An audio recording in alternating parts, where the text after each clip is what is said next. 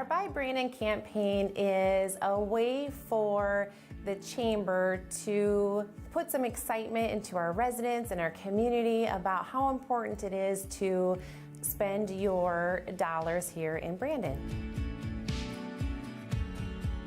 The Buy Brandon campaign is very important for the city of Brandon. Here in South Dakota, most cities rely heavily on sales tax, much more than in other states. Without sales tax, we wouldn't be able to operate. You wouldn't have people plowing your snow. You wouldn't have a police department. You wouldn't have parks or park improvements. So it is essential that people buy in town. The more you buy in town, the more local sales tax comes into our coffers, the more things that we can do to improve your quality of life in Brandon. Last year's Buy Brandon campaign went excellent. We did really good with the sales tax revenue, which now this year we get to reap the rewards of everyone buying Brandon. Sales tax revenue was a little over $3.3 million last year. It was an increase over the previous year, and we have continually increased each year. We use that money for park improvements such as the Sunrise Playground surfacing, the transit bus system. Last year we did also buy a new bus. Our original bus was getting aged and old. We also use that for debt service and some equipment for different departments. With the money we bought a plow truck, which helps plow our streets in the winter months, and we also bought a loader.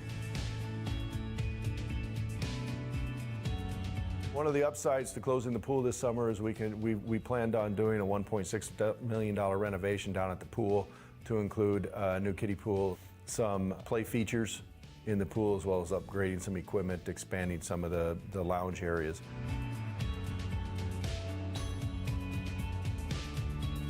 The Chamber's $5 challenge goes hand in hand with buying Brandon.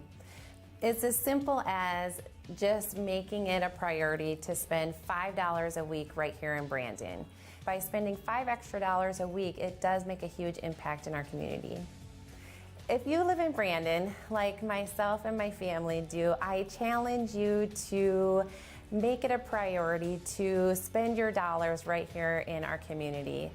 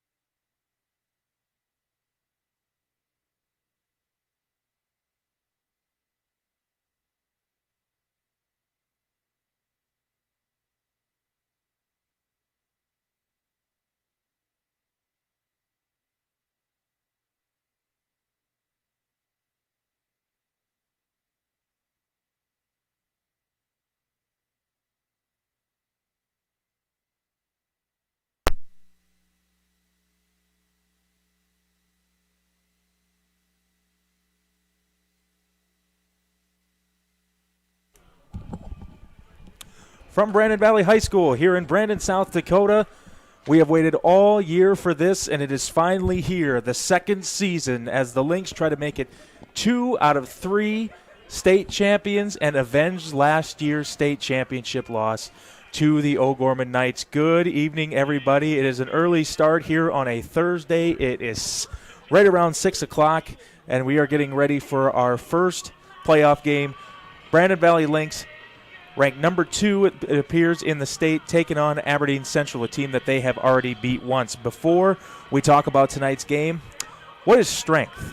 How do you define strength? Is it physical or is it mental? Maybe it's both. Maybe it's whatever empowers a person to dig deeper, to fight harder, and to overcome obstacles that once seemed insurmountable. Discover how much stronger and more confident your child can be. Encourage them to participate in a sport when they go to high school. This message is presented by the South Dakota High School Activities Association and the South Dakota Interscholastic Athletic Administrators Association. So, Ken, we had a really cool shot here of the video board that we were just looking at. That looked to be pretty cool as the Lynx are getting ready to take the field. Lynx have already beaten Watertown once this year. Aberdeen Central once this year. Very thoroughly on the road.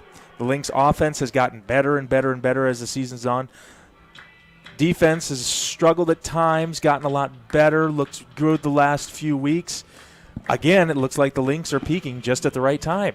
They are, and we are in playoff time in 2020. Mm-hmm. Remember dialing back last year, coming off that big loss to O'Gorman, as we all watched up in Brookings, South Dakota. Mm-hmm.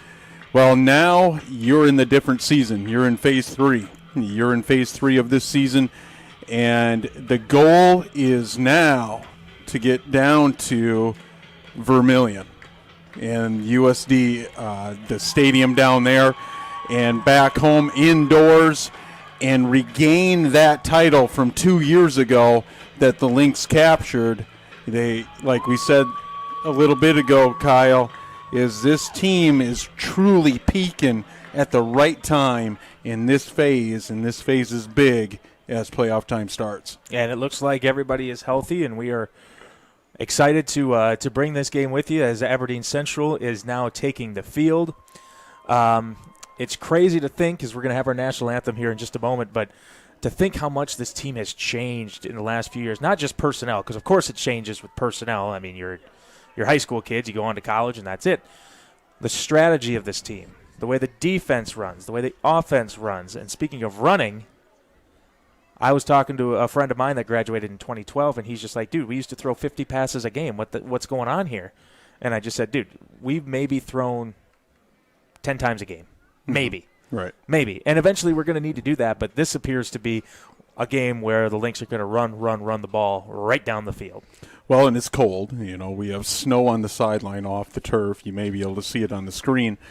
But one thing you talked about, Kyle, is running the ball. And Joe Colbeck and Tate Johnson, what do they do the best? I mean, they run the ball, and that's a two-headed monster sitting back there behind the line of scrimmage, behind your offensive line. That's played tremendous this year. You have Jackson Hilton sitting at wide receiver, arguably one of the best wide receivers in the state. Mm-hmm. And then you flip the coin and you flip to the other side of the ball defensively. How good was our defensive line last week against a potent Harrisburg team, and that very good quarterback from Harrisburg? He had no time to throw all night. Nope, and they beat Knuth up last week. They'll try to do the same with Sam Rolfs this week as the national anthem. The colors are coming out, and we will play our national anthem, and we will get ready for kickoff.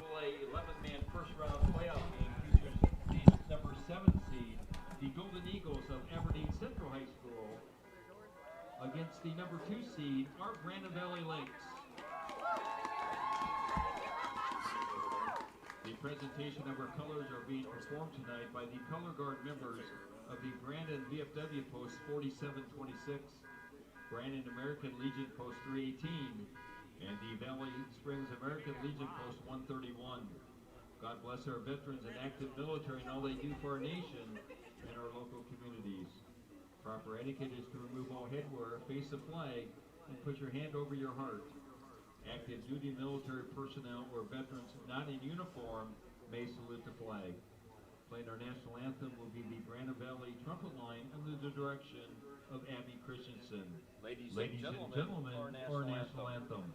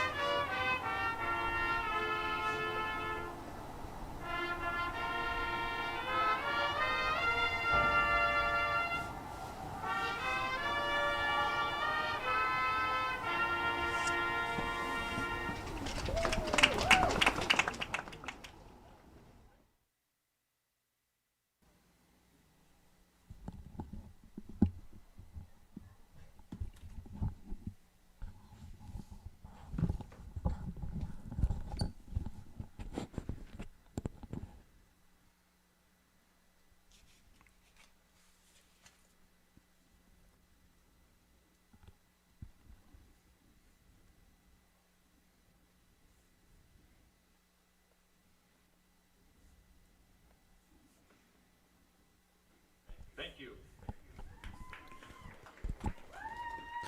So the Lynx are getting set to take on Aberdeen Central, and Ken? We'll go over our sponsors, our anchor sponsor. That group is the Avera Medical Group, McGreevy, Brandon, Sanford Clinic, Family Medicine in Brandon, Service First Federal Credit Union, and Sanford Orthopedics. Founding members are Alliance Communications, Brandon Lumber Company, Brandon Ace Hardware, Brandon Pharmacy, American Family Insurance, Josh Koob Agency Incorporated, Heartland Funeral Home and Cremation Services, Sunshine Food Store, Today's Family Dentistry, and the platinum sponsors are Sanford Health, Sioux Valley Energy, Alliance Communications, Coca-Cola Bottling, and Midco Communications. Your pride sponsors are Architecture Incorporated, Hinkle Electronics Materials LLC, McDonald's, and Michael's Fence. Thank you guys for sponsoring Lynx TV. I can only imagine what the numbers are going to be, Kyle, that are viewing this on channel 226 or on Lynx TV on YouTube, because we see the crowd here, and deserving so. It's cold, and we know what's going on out in the world right now. Right. And we want to bring this to you live, and hope you enjoy it. Yeah, absolutely. And for all former alumni or everybody else out there watching, we appreciate it. The Lynx are coming in with just one loss on the year. Aberdeen Central is 3-4. The Lynx played Aberdeen Central in Aberdeen back on September 11th. The Lynx won that game 40-6. That was the first game for Joel Kolbeck, and the Lynx took care of business. They're going to look to do it again tonight. They are, but it all starts up front. You know, how you win football games, and we touch on it every time we do the broadcast, is you win the line of scrimmage, both offensively and defensively. That offensive line has been tremendous. I think I saw a stat where Tate Johnson's sitting at about 1,400 to 1,500 yards. Wow. Right in there, in 17 touchdowns for the year. And Joel Kolbeck, like you said, starting out late, he's got to be hovering around that 1,000-yard mark, rushing. We're talking two kids that are rushing from the backfield. In something like 5 games. Yeah, just crazy. And what I'd like to see for this offense, you talked about running the ball. Sometimes you got to open up the offense a little bit too, because these defenses are they're going to crowd the box, and maybe opening it up with your good receivers that you have on that offense. So Zach Brummels kicks it away, and this is Hunter Payson on the return, and he gets out to the 20-yard line, and it looked like it was Aiden Swift on the stop for the Lynx. So here comes Aberdeen Central. Sam Rolfs, junior quarterback, into the game. Also got Payson, who just returned that kick. Jacob Merksbauer, Hunter Leamer, Carter Hogg, and Spencer Barr. Those are the ones that are going to be getting the ball most. And it'll be first down and 10 for Aberdeen Central. Looking to play spoiler tonight. They're going to hand it off on first down, and a nice push up front. Boy, that is a big running back that they got there. As it was to Carter Hogg, 5'10", 200 pounds. It's looking like C.J. Anderson out there from a couple years ago.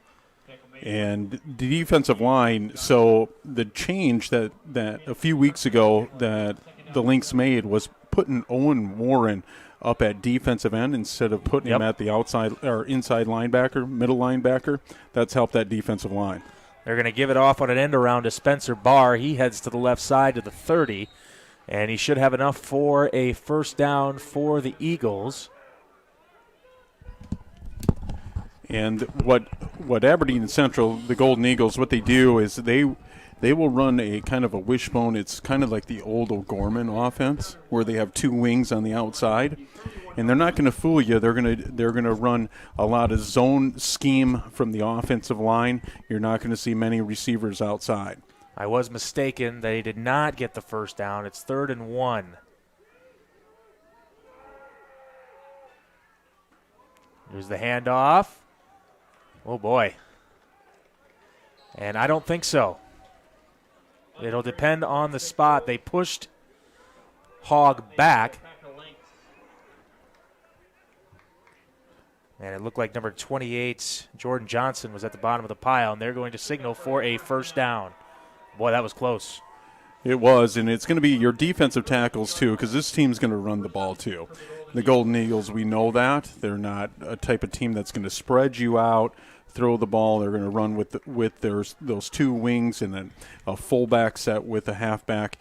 You know, you're going to have to, like we talked about, Kyle, you're going to have to win the line of scrimmage against this big team. And they run 2 tight end sets. Now they come out in the spread. And they're going to take a timeout. So that's timeout for Aberdeen Central as we're just 2 minutes in here. And Aberdeen Central was able to pick up a first down. They had a nice few plays there where they were handing the ball off to Carter Hogg, which I mentioned. I mean, that is a bruiser of a running back. Yes, and they're just going to feed him the ball, and that's what's going to happen. And you got to be able to stop him, like we talked about. Kyle is moving Owen Warren from that middle linebacker position. Number 4 on the defensive line has changed the aspect. Now, the 2 defensive ends in Parker Reed and now Owen Warren, they put a lot of pressure, okay? And I'm not saying looking past this game, but you're going to start going against quarterbacks if you get past this game that in teams that like to throw the ball. And Owen Warren's made a big difference on that defensive line. And as you can see, number 4, he just switched sides. He's standing up there near the line of scrimmage. On first down, here's Rolfs. He's going to dump it off, and the pass is caught, but a bruising hit by Muchkanaus, but Merksbauer makes the catch, and it'll be a gain of about 7 or 8 yards, but a smashing hit by Muchkanaus. Well, one thing, your defense it's early in the game, but your defense can fall asleep a little bit not looking for the pass when they're so focused on the run. That's what they've been doing all week. I'm sure in practice defensively is focusing on how that offensive line blocks in the zone scheme. 2nd down and 3. Here's the handoff. 1 missed tackle, 2 missed tackles, and finally Parker Reed takes down Carter Hogg. They had him in the backfield but could not corral him. And that's going to be another first down, and it looks like Aberdeen Central just wants to play keep away from this Brandon Valley offense. And another player on that defensive line that's made a difference is the junior Jordan Johnson. He didn't get a lot of playing time he would come in third down situations. Mm-hmm. Now he's starting. He's made a big difference at defensive tackle. He's very quick also. Here he is again on the handoff, and it'll be maybe 2 or 3 yards. I believe that was Reed. Actually, that was Noah Thompson on the tackle. And that'll be about a 2-yard gain, and it'll bring up 2nd and 8. So the Golden Eagles, they're not going to fool you. They're just not. They're just going to smash mouth. And you can see that, the little zone play, a little wide receiver coming across the field with the tight end from the opposite side. One player I've been very impressed with in the secondary is Joey Nemec for Brandon Valley, number 2. You can see him coming down onto the slot receiver here on the bottom of your screen. He's been steady all season. Now they're going to flip it underneath to Hunter Leamer, and he gets to the 48-yard line. Like that was Shunky on the tackle, excuse me. Now bring up 3rd and 5. Big one coming up. Yeah, and so this offense for the Golden Eagles, they're going to take that on that sideline. They're getting positive yards on every play, except for one. They've gotten positive yards, at least a minimum of 2 yards on every play. 3rd and 5. Leamer, the motion man. A lot of pressure. Here comes Parker Reed, and he's finally going to be taken down right at the line of scrimmage. Parker Reed got in there first, and it will be 4th down as Aiden Swift finishes it off. And finally, I mean, he had some open room. As you talked about Parker Reed, he tremendous pressure, forced him to the other side, and your linebackers picked that up real quick. So we got 2 men back for the Lynx. And this is a shorter punt. And it's going to be returned. But not for long. And the Lynx will take over. That was Johnson on the return, and he'll be in the backfield for this high-powered Lynx offense. And it all starts with that offensive line. We've talked about how good that offensive line has been, but one player in particular has been Isaac Johnson's just been playing really good ball. Mm-hmm. First down and 10 for Brandon Valley. A good drive for Aberdeen Central ends in no points near midfield. Colbeck's going deep, and he's got Johnson. It is caught. And on the first play from scrimmage, the running back scores a touchdown, and the Lynx strike first here from Brandon Valley. Well, you talked about, Kyle, that they're going to open up and they're just going to run. Well, guess what? So did Aberdeen Central. Everybody did. And so Joe Colbeck, we've talked about how Joe's just, the one-dimensional kind of quarterback most of the time, past couple weeks. But last week he really opened it up a little bit too. And the week before, he's opening up that passing game a little bit. If he can do that and make those safeties stay high, on that deep ball, it's trouble. It's lights out for everybody else. Brummel's kick is good. And that's kind of what I've talked to people about, and I think I mentioned it in the pregame. There are some teams, no offense to them, that if Brandon Valley played them, they would not have to throw the ball once. But when you get to a semifinal or a state championship, sorry, that's not going to work every single time. Not going to work. And I think this was just a way to tell everybody else when they look at the game tape, oh, by the way, we run for 350 yards a game. Yeah, we can also throw it 58 yards down the field. Like that is a scary, scary proclamation. And good, and we talk about how for Tate Johnson to get down about 40 yards to 50 yards down the field, that offensive line's got to give Joe Colback time back there, and starting with Navarro Shunky too at the tackle position, number 72. He's only a freshman, folks, and the sky's the limit for this kid. Probably 5 weeks ago, maybe I'm guessing, Kyle, we talked about how they would run off his side on the left side constantly, and guess what? He's matured, and I'm talking that's a freshman, and I'm saying maturity. Yeah. But he's the real deal. He sits at let me take a look here, 6'4", 270-pound freshman. Yeah. And he's only going to get better. Right. And it's fun when you get better when you're already this good. Right. On the return for Aberdeen Central, it is once again Payson, and he once again can't get much further than the 20. And so we have a Lynx player down. Defensively, you got to keep on the pressure. You have to keep stopping the run. This defense has somewhat at times early in the season we saw, I can't remember who we were facing, but we saw it was a track meet. I'm not talking about the Roosevelt game in game one. But both teams kept on going down the field, and remember Coach Christensen just couldn't get it right. He just couldn't find it, but they did at the end of the game. Yep. Okay.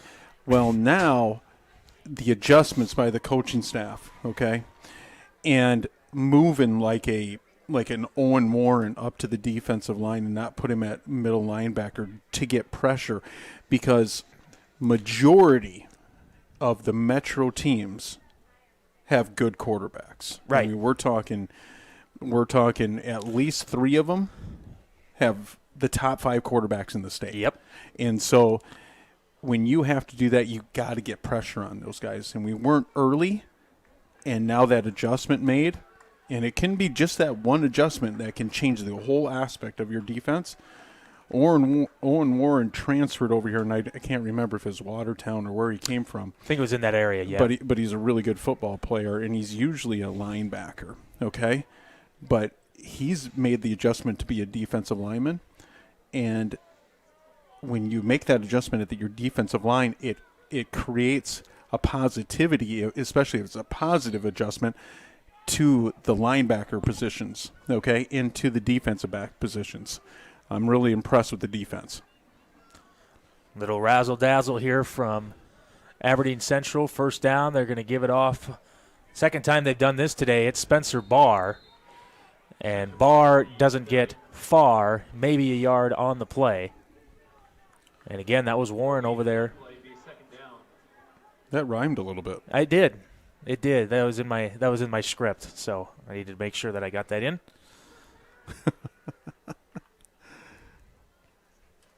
The whole game is scripted, folks. We got a whole script of what's going to happen right here, but we can't tell you what's going to happen in the end. You should see it. Yeah. It's crazy. That's the best part about sports. You can't script it. You never know what's going to happen. This time it's a quarterback keeper, and across the 25, Owen Warren was on the stop again, and sometimes it feels like I just keep repeating myself over and over. Owen Warren on the tackle. Owen Warren on the tackle. But he's that good. And Parker Reed also. And you bring in like an Aiden Lloyd. He comes down in third down to bring the speed off the edge. And they really have a good defensive line now, and that's where it starts. 3rd down and 6. Rolfs pressured. And he finally throws it, and it's caught by Merksbauer, and he's to the 45-yard line. He just waited and waited and waited for the defense to finally open up, and Rolfs made the play, but there is a flag. Well, the defense, they have to adjust. Those linebackers, they want to flow with that quarterback, but when you flow with that quarterback, when he rolls out, because you're getting the pressure, and it's going to be against the Golden Eagles, Yep. But when you get that pressure, that quarterback scrambling, the linebackers got to stay at the level of those tight ends, because those tight ends are sneaky. Right. They'll slip out, and you got to stay on them. And so defensively, they have to just stay home. Those safeties have to stay home. They're not getting anything deep. You can see that.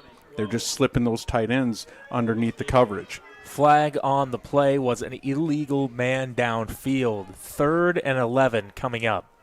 And the Lynx can make a big statement on defense with a stop here. Here comes a lot of pressure. Throwing deep, and it is caught for a first down. That is across midfield. I believe that's number 13, Alec Vogel. And that's another one of those tight ends. Quite a throw. Tight ends coming up the seam. That's what it is. Safety falls asleep, looks for the run. You can't look for the run on 3rd and 6. You got to stay home as a safety, and you are the deepest part. As you can see, they're in a cover 1 defense where there's only one safety up top. And a good throw by Rolfs right in his breadbasket. Now we've got a fumble, and it's scooped up by the Lynx.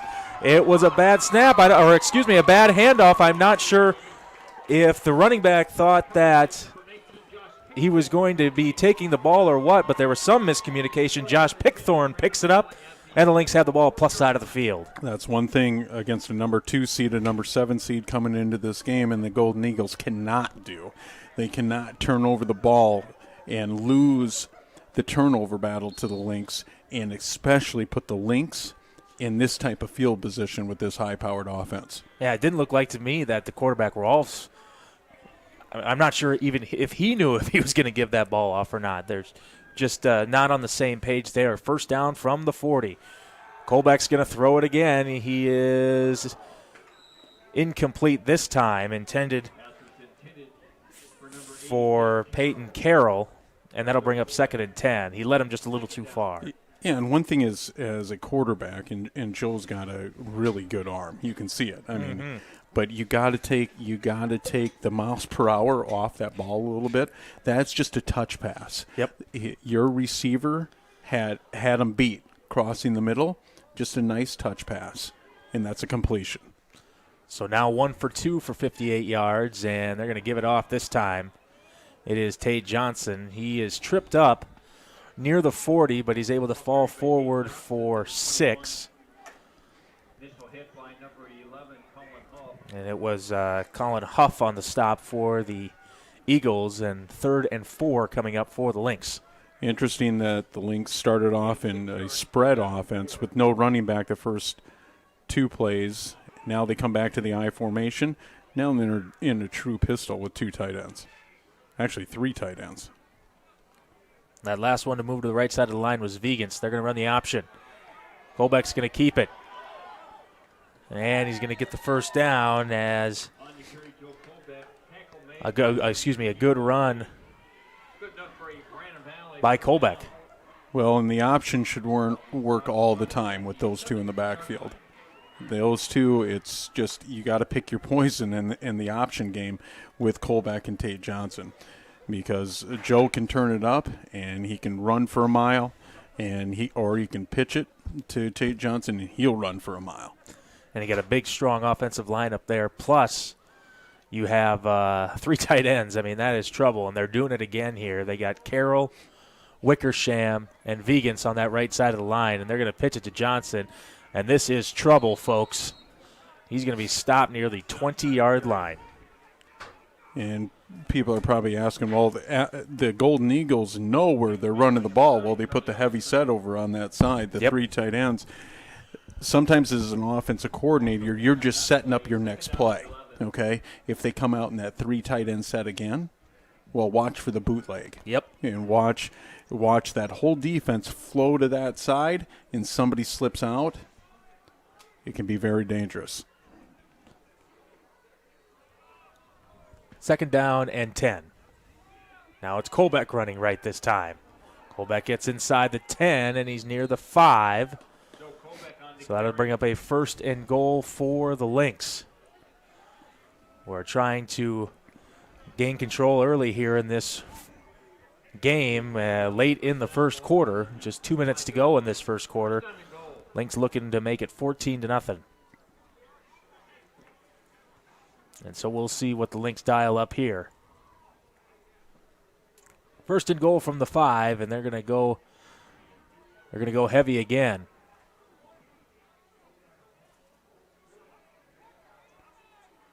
Full house backfield. Johnson. Touchdown, Brandon Valley. Johnson's got 2 today, 1 through the air, 1 on the ground, and it's 13 rip. He doesn't get touched, and that's when you have Wickersham. And sorry for not mentioning your fullback or your tight end in Vegans. We've seen a little bit of Vegans last week in the passing game. Yep. And hopefully we see that going forward in the playoffs here. But he is a tremendous blocker too. So that adds to that offensive line. Brummels for the extra point. And this one is no good. He missed it wide to the right.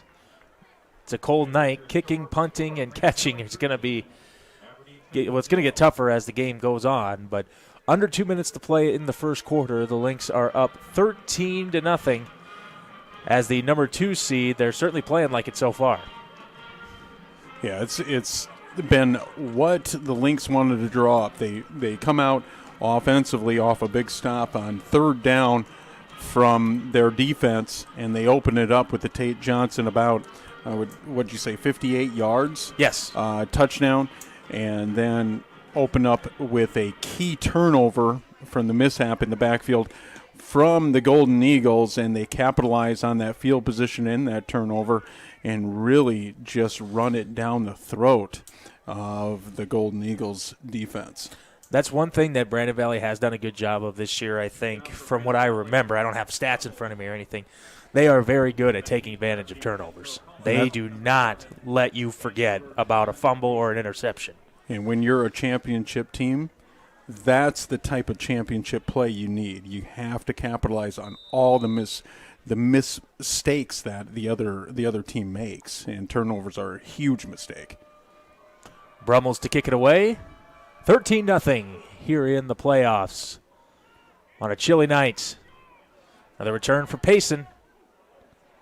And this time he gets out past the 20, but not much further. And he was tackled by Max Van Weston. So third time's a charm. They're hoping for Aberdeen Central. They had a good first drive, a drive that took up almost half of the first quarter. And then, of course, they actually got a big play down the field and ended up fumbling on a handoff.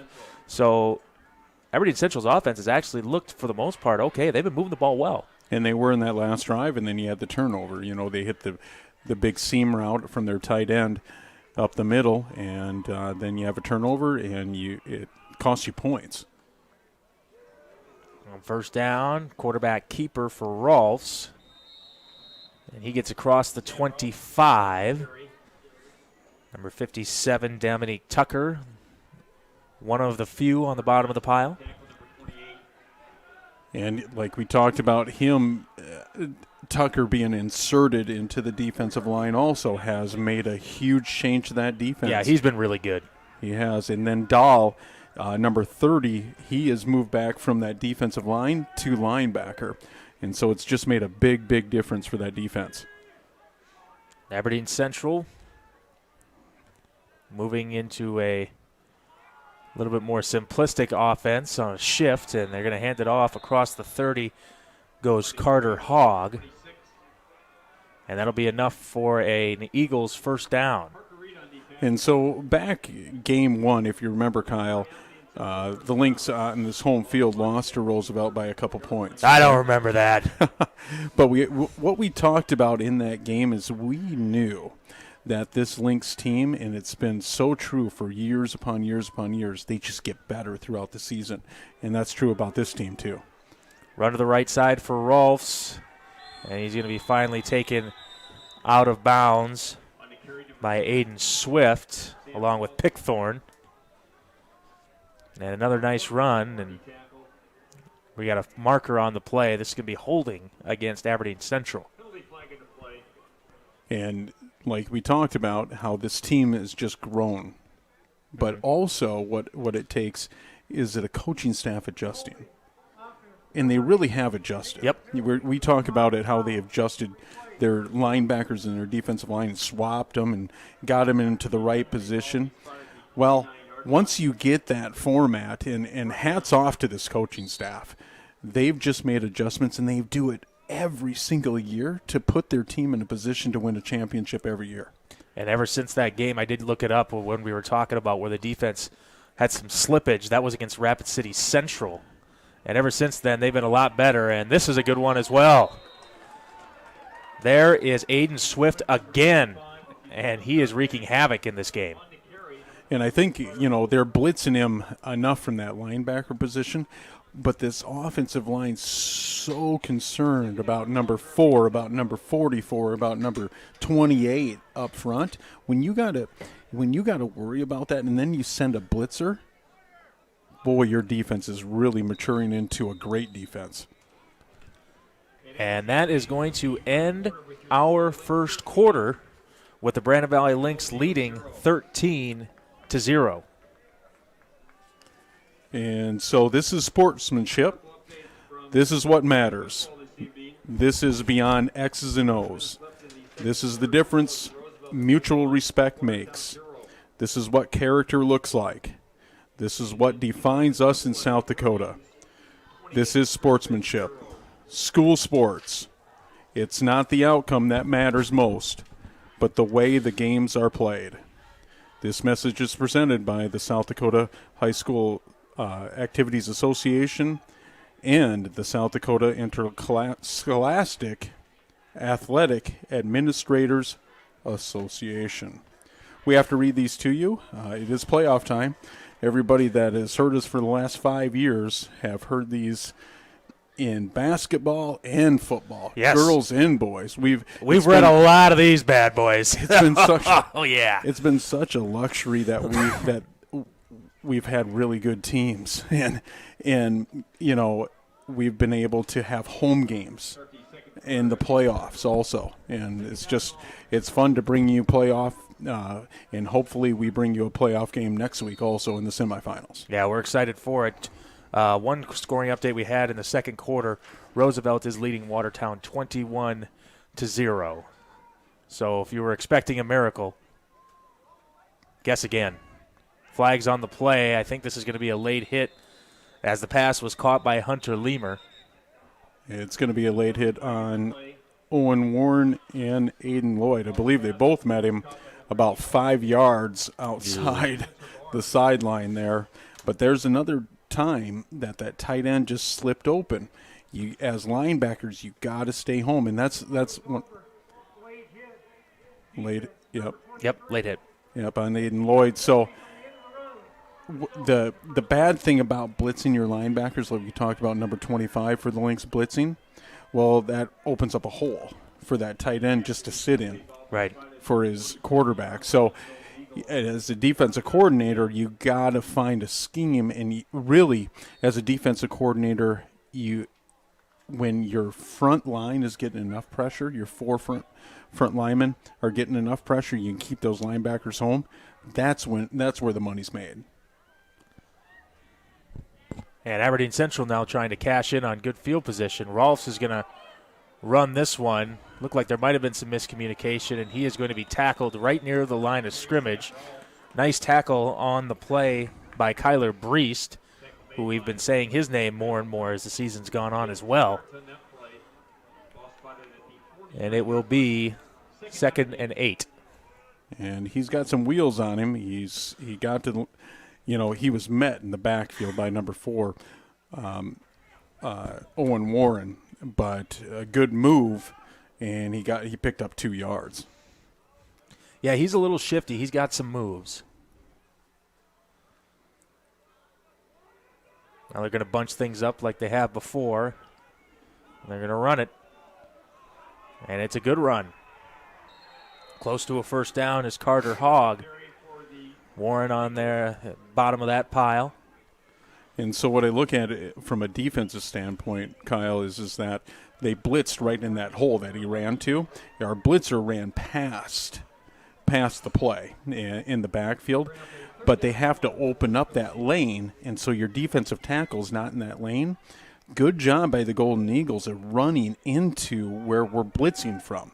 If your blitzer's not going to get home, then there's going to be a wide open lane there, and you saw that there.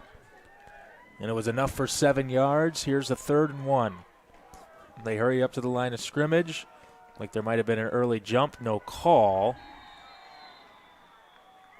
And to the 40-yard line goes Hogg.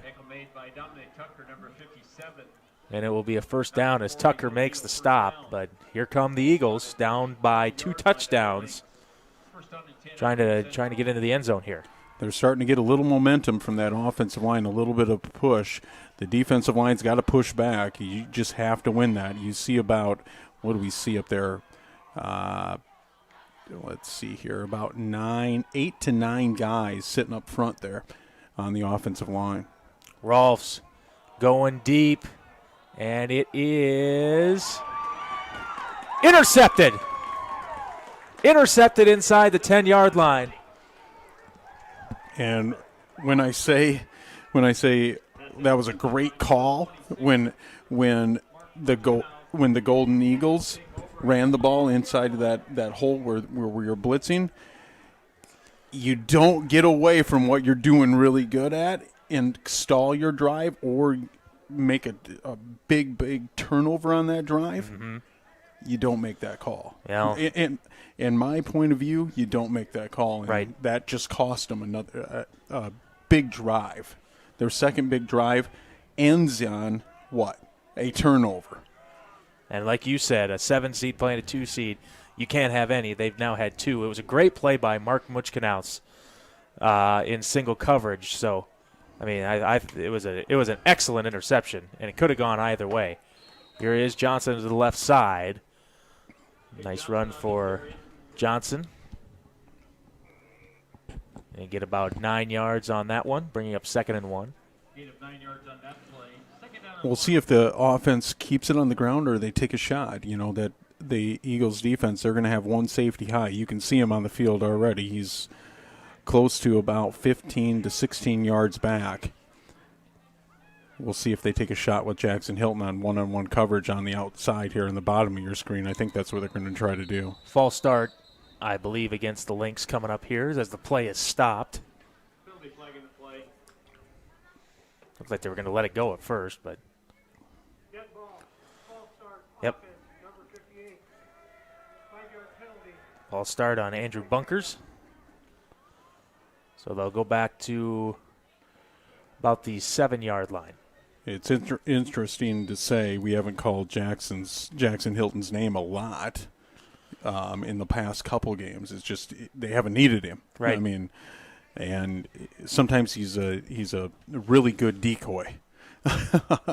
But you see teams are starting to go man-to-man with him, and, boy, that can hurt you eventually. Yes. 3 wide receivers set this time. And, again, they're going to throw. And this is a very good throw, and the pass is caught by your guy Jackson Hilton to the 23-yard line. Well, eventually, if you go man-to-man with Jackson Hilton, we talked about, he's not only one of the best wide receivers in the state, he's one of the best defensive backs when the Lynx need him on 3rd down. When they're playing a spread offense, we saw last week against Harrisburg, he'd come in on 3rd down, but he's truly one of the best athletes. We know in basketball what he does on the basketball court, too. All-around good athlete, just like a lot of these guys for the Lynx. Joe Colbeck's the same way. He's a sports ambidextrous, basically. He can do anything. Here is Johnson. Watch out! Tate Johnson is gone. Touchdown, Brandon Valley. A 76-yard touchdown. And the Lynx once again take advantage of the turnover. And it's now 19-0. Wow. His 3rd touchdown early in this ball game, sitting at 8:27 to go in the 2nd quarter. Like Kyle said, it's 19-0. It's been the Tate Johnson show on offense. And if we had stats, we'd give them to you, but they're good. Johnson's probably already got over 150 yards of total offense. And we've got a Maryland I formation here, and the Lynx are going for 2. Johnson dives. Got it. 21-0. And they make up for that missed extra point at the other series. So the Lynx, what do you say? Defensively, you're pitching a shutout. Offensively, last week, Kyle, you were doing the PA system. Yep. Okay.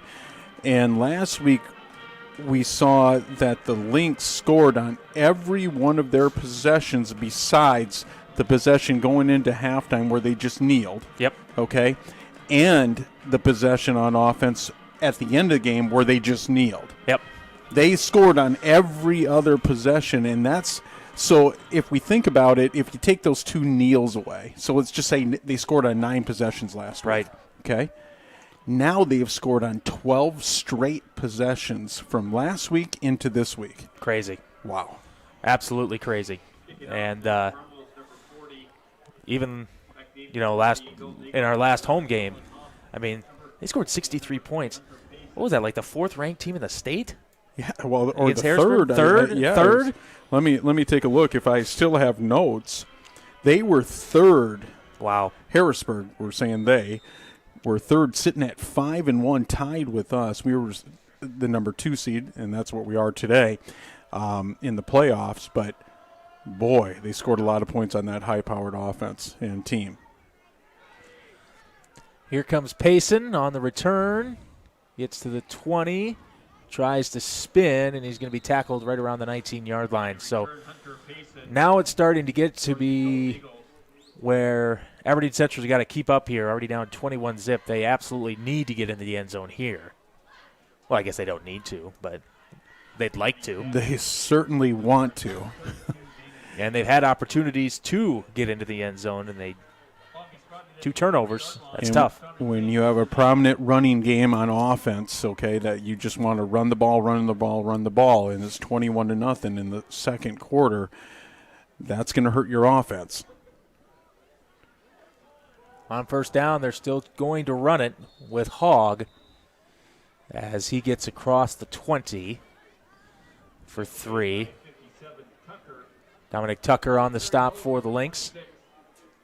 Short gain on that play, 2nd down. And the Aberdeen Central has gotten their shots. They've had a deep pass completed. They've ran the ball okay, but it's the turnovers, man.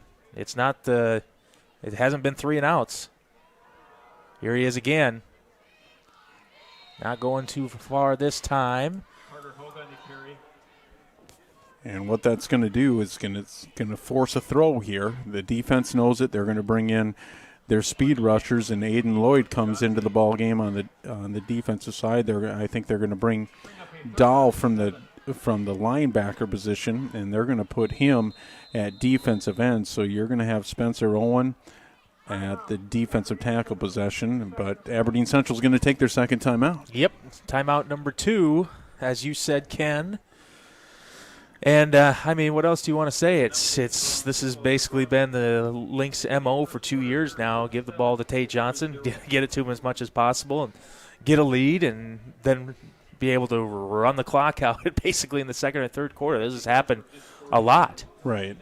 And truly, my belief is a couple of years ago, the Lynx team was really special, okay, winning the state title. And last year they were a special team too.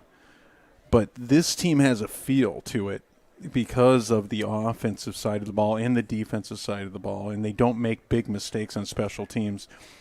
And it has a feel of a championship team. It does. It really does. It just has that. And everybody's saying it's a 2-horse race, between Roosevelt and Brandon Valley. But you got to play the games. You got to get there. Yep. And they're putting a stamp on this first quarter already in the playoffs. 7:21 to go here in the second. 3rd down and 7. Here's Rolfs looking. He's in trouble, and he is going to try and run for it.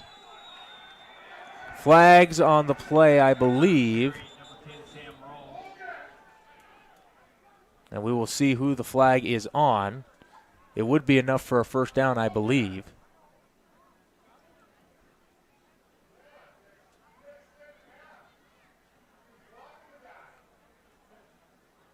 Still waiting on a call from the referees. Blindside block, And it's an illegal blindside block. And so we'll do it again. That's going to force them back more negative yards. As the Aberdeen Central team, they've really, you talked about it a little bit ago, is that they've been shooting themselves in the foot. They get a good drive going, and all of a sudden there's a penalty. All of a sudden there's a turnover, and then another turnover. You're starting to get momentum. You take a shot down the field, big interception. You know, the field position plays a big part in these games too, and the Lynx are winning that 10 times over. Well, the Aberdeen Central coaches did not like that call. 3rd and 14, or maybe even 15. Pass to the right side is incomplete.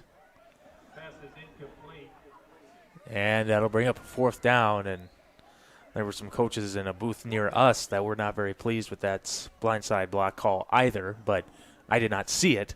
I didn't either. No. And so which might be a problem. That could be the issue that they're having. Or we were blinded Maybe they didn't either. by the Lynx players on the sideline right here. But this should get the Lynx really good field position for that offense to open up again, leading by 21.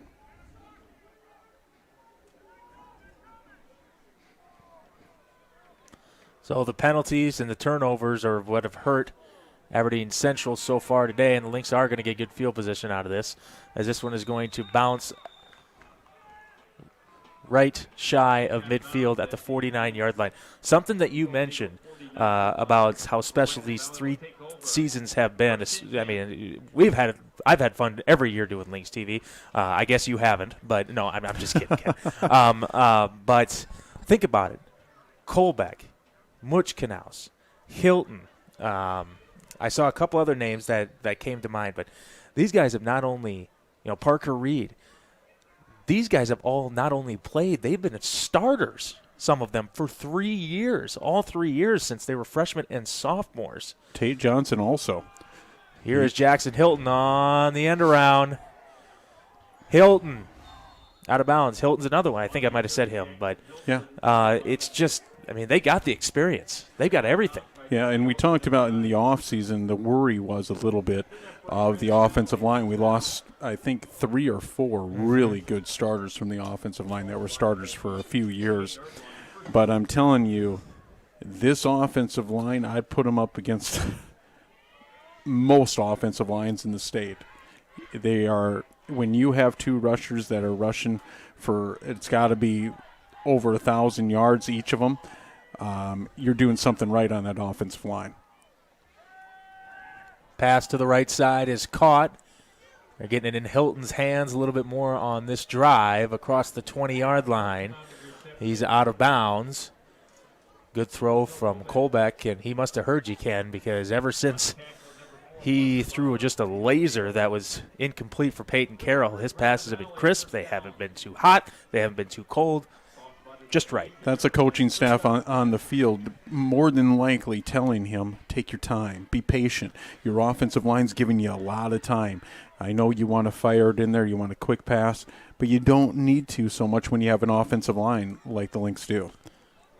Johnson in the backfield with Wickersham. They're going to give it to him. Up the gut, virtually untouched, and he is into the end zone. Can you say 4?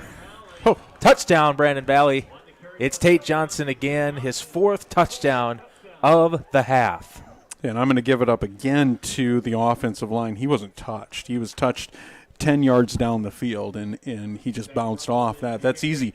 That's an easy cut and shedding a tackle for Tate Johnson, because if he's not playing with defensive linemen and linebackers, he just has to play with defensive backs. He's always going to find the end zone. Extra point. And this one is good. Brummels has missed one today, but he has been steady all season, as it is now 28-0. The Lynx taking full advantage of some very key penalties and turnovers in this first half. Again, that's what good teams do. The good teams also take advantage of short fields. And the field position, turnovers, they are the keys to the game besides winning the line of scrimmage, and 2 things that the Lynx have done so far in about a quarter and a half here little over that, is they've won the line of scrimmage with that defensive line. We highlighted the defensive line, and we highlighted the offensive line also. Yep. And that's truly what's going to carry this team, okay, through these playoffs, is the 5 up front on the offense and the 4 to 5 up front, and maybe 6 because they rotate somewhat on third down on the defensive line. That's how they're going to win a championship this year. We can highlight the skill positions all day. We can highlight Joe Colbeck, Tate Johnson. We can highlight all those guys, Jackson Hilton. But they need to go over to that offensive line that was just sitting down on the bench down here and say thank you. Yeah. If this was the NFL, the quarterback would buy them all a car or something. Right. Good kick from Brummels, and that one goes into the end zone for a touchback. So Aberdeen Central, it's crazy to say this midway through a second quarter, but they're running out of time here. Well, and we talked about in their last series that when they're a heavy run team. We know that. We can see it. Everybody can see it on the screen. But when they're going to have to open it up, they're going to have to throw the ball. Otherwise, the clock is not going to play in their favor. And there's a mercy rule I found out last week. And South Dakota now, I think it's 35 points. You're up by 35. I believe that's what it is. Somebody correct me if I'm wrong, but that's going to play a big part in this football game. Absolutely. Pitch to the left side for Hogg. And Hogg's had a couple of nice runs today. That one was all right for 3 or 4. But, I don't know I don't know the exact rules there, but I believe once it gets to a certain point, it might be 35, the clock runs unless there's a timeout, an injury, or a touchdown. I think that's what it is. Even if they go out of bounds, that would start running.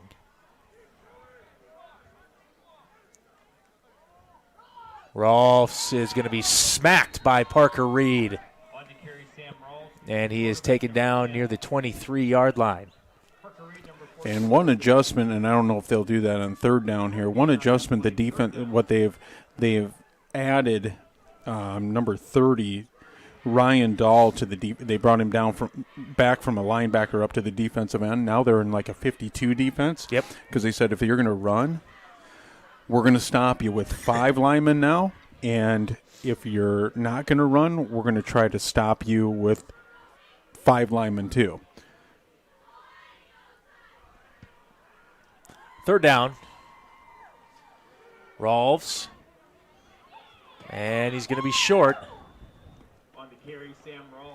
Had to get to the 30. He did not. And we will see what Aberdeen Central decides to do here. They really don't have a choice in the second quarter. They're going to punt it away. And something they have to do. They can't, you could go for it on fourth down, but that's going to give tremendous field position if you don't get it on fourth down. So one thing the Lynx special teams has to do here is watch for the fake, though. These are the times in this game when you're down 28-0, you try to pull out some tricks here, and you just have to watch for it. Carson Mashlin, are they going to fake it? Yes, they are. Running for the first down, and I believe getting it. And I think we all kind of could see that coming from a mile away, that they might try to fake it, but it works. First down, Aberdeen Central. And as a special teams, you got to be prepared for that. We know, we just set it up here, that at this point of the game, this team's going to take chances when they have to. Just like when they were running the ball so well on a couple series ago and they take a deep shot. They're going to do those things because they got to try to find some momentum in this game. First down and 10. Rolfs in a lot of trouble, and he just slides down. He had no chance. I guess technically maybe Warren will be gifted the tackle there, but boy, that's a scary image for that quarterback to look up to. And it was designed, and when you have defensive ends, like we talked about in the whole first quarter, we talked about how special the defensive line is, but especially when you got 2 defensive ends, and number 4 and number 44, you're going to have problems trying to get to the outside on a quarterback roll, especially to his opposite hand, to his left, running to his left. 2nd and 12. Here's the handoff, and not much. Back across the 30 is Hogg. Pickthorn and Shunky on the bottom of that. And it'll bring up 3rd and 10. Well, now is when the defensive line can pin their ears back and go after it. They got to throw the ball, but you have to also watch out for a screenplay here. You got to watch out for number 12. Number 12's been a really good receiver tonight for the Golden Eagles, so you got to create pressure, though. And there is number 12, Leamer. He was in motion. Rolfs throws, good throw. Pass is caught at the 41-yard line. Nice catch by Hunter Payson. That'll move the sticks. That was a good throw by Rolfs. Well, he's put some balls where they're seriously catchable. Even the interception was right there. It was just great, great that was defense. 50-50 ball. Right, and so, the Golden Eagles may have to just open up this offense, keep him in the pocket, and throw the ball. I mean, he's got a very live arm. 1st down and 10 from the 42. Leamer in motion again, and they're maybe going to try to give it to him. He throws it away, does Rolfs. That is incomplete. Flags on the play. Very late flag. So we'll see what this is all about. That was well after the whistle was blown. So Kyle, as an offensive coordinator, when you have two defensive ends that are pretty special for the Lynx, okay, would you try to run to them and roll out to them? If they're good or bad? If they're good. If the defensive ends are really good, would you try to roll to them? No, you don't. I don't think so. Yeah, you don't want to roll to them. I'm not trying to be their offensive coordinator by any means, but where he's been successful is when he's stayed in the pocket and not ran to those really good defensive ends, because you are just running to your fate with those defensive ends if you're rolling out to them. And it leads to a intentional grounding penalty, which makes it first. Actually, it was a loss of down, so that would have made it 2nd and 29. And a nice run, but Kyler Brees makes the stop on the handoff to Carter Hogg. And the Lynx are going to take a timeout with 1:58 to go. That's their first, and it'll bring up a 3rd and, well, they pretty much got to get to Corson at this point. Yeah, and so what a great timeout. Okay, the Lynx have a 28-point lead right now in the first half with 1:58 to go. But you see how aggressive this coaching staff's being?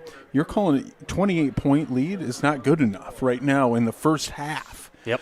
They're going to try to get that ball back for their offense again that has scored now 13 possessions consecutively in 2 games. At least. Yeah, and so I love that they're being ultra aggressive. That's being ultra aggressive, wanting that ball back, using you have the 3 timeouts in your pocket, Coach Garrow does, and you just want more and more points. You want to make that lead where it's a cold night, where it is a running clock, okay? Your defense is playing outstanding so far. Yep. Just take advantage of it, and that's what they're doing. So 3rd and 22 coming up. 3rd down for the Golden Eagles. And we'll see what Rolfs and the rest of the Aberdeen Central offense dials up here, but this has got trouble written all over it if you're a Aberdeen Central Eagle. 5 wide receiver set. See if Rolfs can make something happen. Quarterback draw. Thought about throwing it. And now he's just going to step out of bounds across the 40. Decent run, but not nearly enough. I think it'll be about a 10-yard gain it'll go down as. And we haven't had, since he ran out of bounds, the clock stops. So the Lynx save a timeout. Yeah, that's just you got to stay in bounds as a quarterback. You got to be heady on that and keep that clock churning and not allow the Lynx to keep a timeout for their offense when they get the ball back. So the Eagles will punt it away here. Low line drive snap. Johnson's going to pitch it to Mashlin. Breaks one tackle. And he's finally taken down by Parker Bauer at the 27-yard line. And so we're going to probably see a little bit of the arm of Joe Colbeck here. As we got a flag.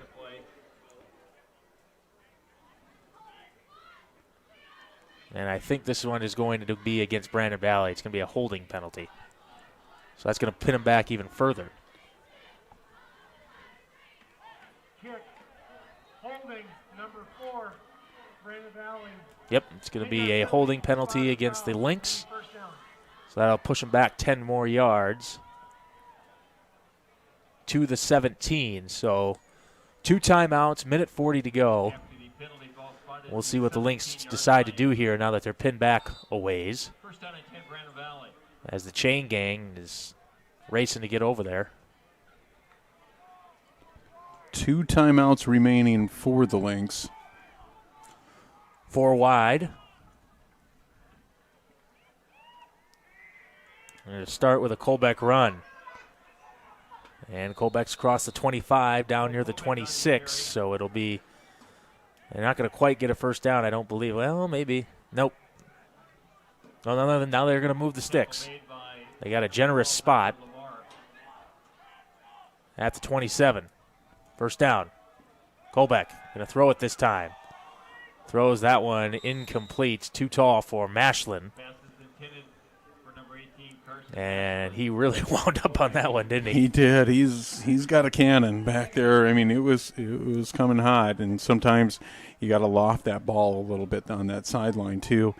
And as Mashlin was breaking wide open there was nobody in sight. Yeah, I think it might have been just a tad early too, because Mashlin, his head was not turned around yet, and that ball was already almost there. So 1:22 to go, 2nd and 10. This time they're going to give it to Johnson. Heads to the right side, gets out of bounds. Smart play.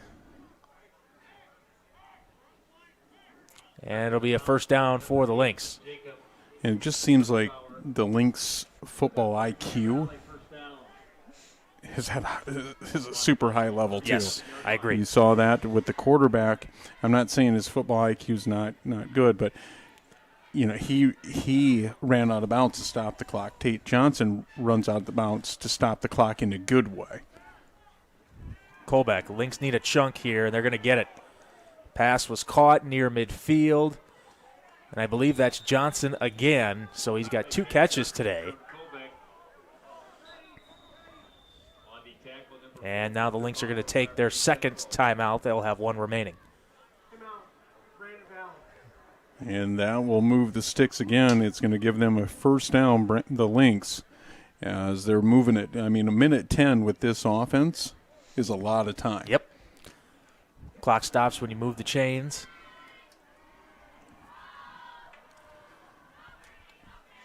No band for halftime during the playoffs, which is unfortunate.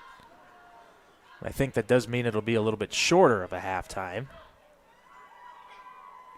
Boy, what did you think of the snow in kind of early October?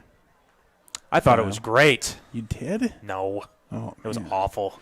It was cold. It's cold tonight. It is. I thought I was ready for it, but I'm not. Are you going trick-or-treating? I don't think my mommy and daddy will let me this year. Okay. Yeah, with all this stuff going on and the fact that for the last, 12, 13, 14 years, they said, Kyle, you're X amount of years old. This year it's going to be, Kyle, you're 27 years old. You can't go trick-or-treating. And then there's COVID-19 going on. Take off the ballerina outfit. And I'm like, ugh. Well, I'll be out there with my little ones. Yeah. They are super hyped up about it. So, absolutely. I get hyped about it. I get hyped that kids are hyped about it. Yeah. Pass to the left side is caught by Johnson.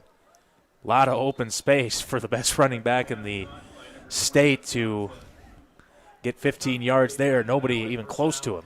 So with 1:01 to go, it'll be a first down for the Lynx. And that's his third catch of the game. He might be teetering on 100 yards already receiving, and he's got to be close to 100 yards rushing.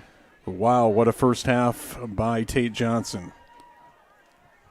Plus 4 touchdowns. Yeah, it doesn't hurt. First down and 10 from the 33-yard line. Colbeck. Rolling, throws right into the defender's hands. That pass was intercepted by number 22, Jacob Waltman. So Aberdeen Central catches a break there.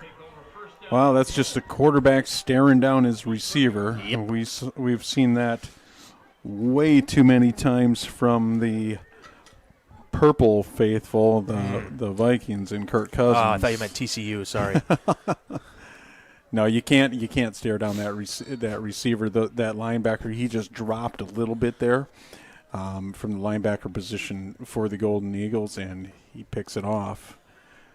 And it's a turnover Lynx. Well, you're up 28-0. I'm not saying he forced it because of that, but this is going to give them an opportunity where they're going to be like, dude, like, do you see that now? Do you understand? Like, the next time that happens, he'll be ready for it. And because since they don't throw that much, they haven't had too many opportunities like that to have those type of, as the great John Roque would say, teaching moments. Well, one thing he needs to do as a quarterback, and my belief is he needs to roll out more. Yep. And what I mean, he's kind of getting settled back into the hashes. He needs to get outside the hashes so those linebackers have to commit to him on the run, and then he can dump that pass right over him. They're going to pitch it to Hogg here, and I think they're going to have enough for the first down, so that's going to stop the clock momentarily. But this is how our first half is going to end.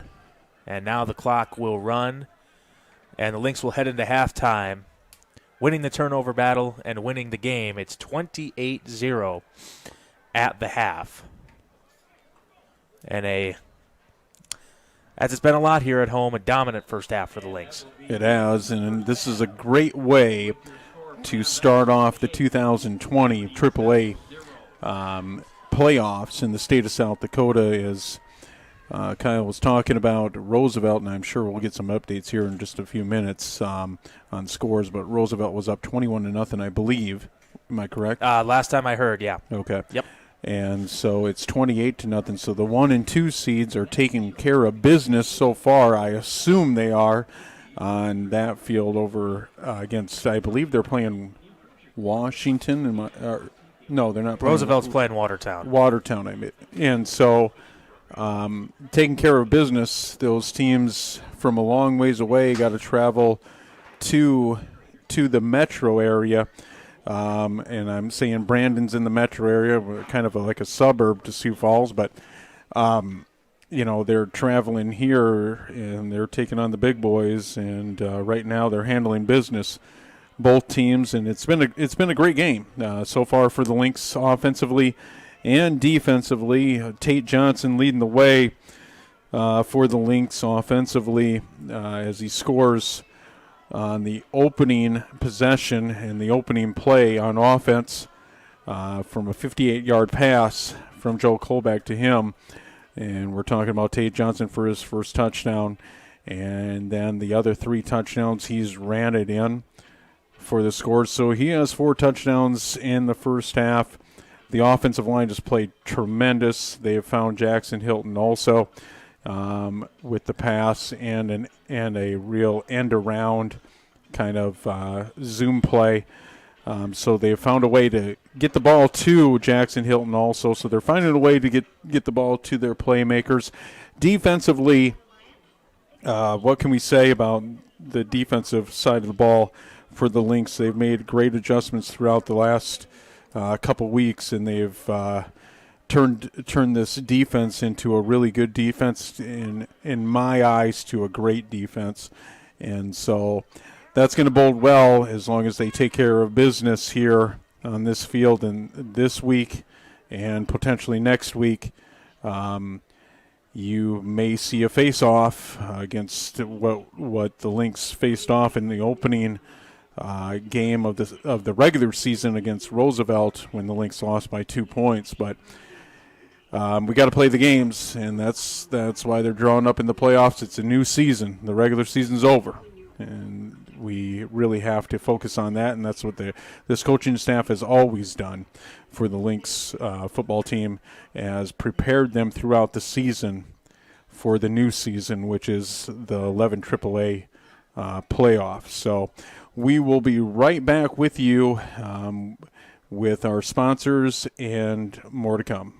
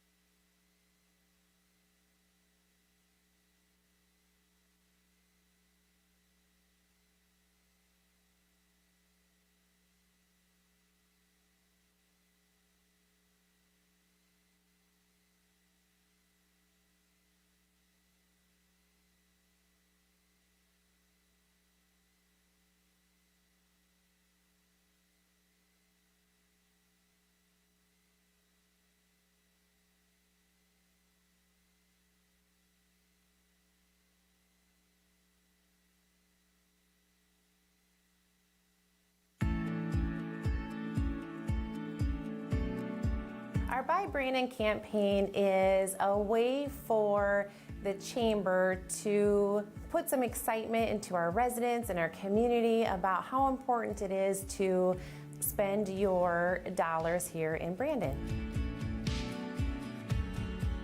The Buy Brandon campaign is very important for the city of Brandon.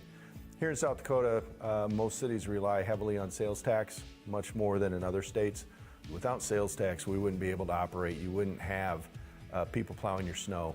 You wouldn't have a police department. You wouldn't have parks or park improvements. So it is essential that people buy in town. The more you buy in town, the more local sales tax comes into our coffers, the more things that we can do to improve your quality of life in Brandon. Last year's Buy Brandon campaign went excellent. We did really good with the sales tax revenue, which now this year we get to reap the rewards of everyone buying Brandon. Sales tax revenue was a little over $3.3 million last year. It was an increase over the previous year, and we have continually increased each year. We use that money for park improvements such as the Sunrise Playground surfacing, the transit bus system. Last year we did also buy a new bus. Our original bus was getting aged and old. We also use that for debt service and some equipment for different departments. With the money we bought a plow truck, which helps plow our streets in the winter months, and we also bought a loader. One of the upsides to closing the pool this summer is we planned on doing a $1.6 million renovation down at the pool to include a new kiddie pool, some play features in the pool, as well as upgrading some equipment, expanding some of the lounge areas.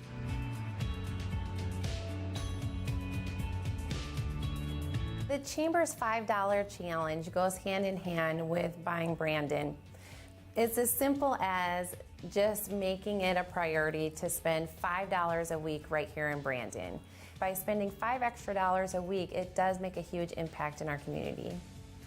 If you live in Brandon, like myself and my family do, I challenge you to make it a priority to spend your dollars right here in our community.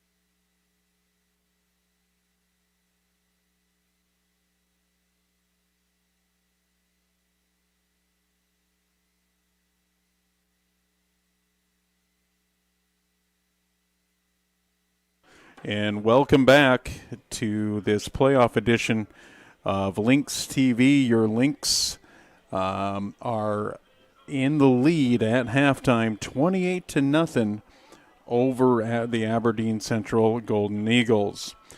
More than extracurricular. What do basketball, choir, drama club, and marching band all have in common? They are all high school activities that offer learning opportunities not necessarily found in the classroom. They take up just a fraction of a typical South Dakota high school's budget, and they go a long way to giving young people the tools they need to thrive. High school activities, they are more than just extracurricular. They are extra important too. This message is presented by the South Dakota High School Activities Association and the South Dakota Interscholastic Athletic Administrators Association.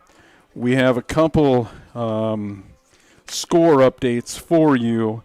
Right now at halftime, Harrisburg is over O'Gorman 21-2 at halftime. Roosevelt, and this is in 11 AAA, Roosevelt at halftime is leading Watertown 27-0. And I believe the Washington game has not started yet against Sturgis, and I think that's Not yet, no. Yeah, and I think that's out. Sturgis has a higher seed. Is that why they're starting so late? It's Washington and Lincoln, so I'm thinking there's a Sioux Falls game there already. I got you. Okay. Yeah. Okay. I got a couple more quick if you want them. They're from Go ahead. smaller. They're from lower tier, but Brookings in the second quarter is defeating Spearfish 45-0. It looks like Huron and Sturgis are just kicking off. Yankton is up 7-0 over Douglas at the half, and just about midway through the first quarter, Mitchell TF Riggs leading Mitchell 7-0.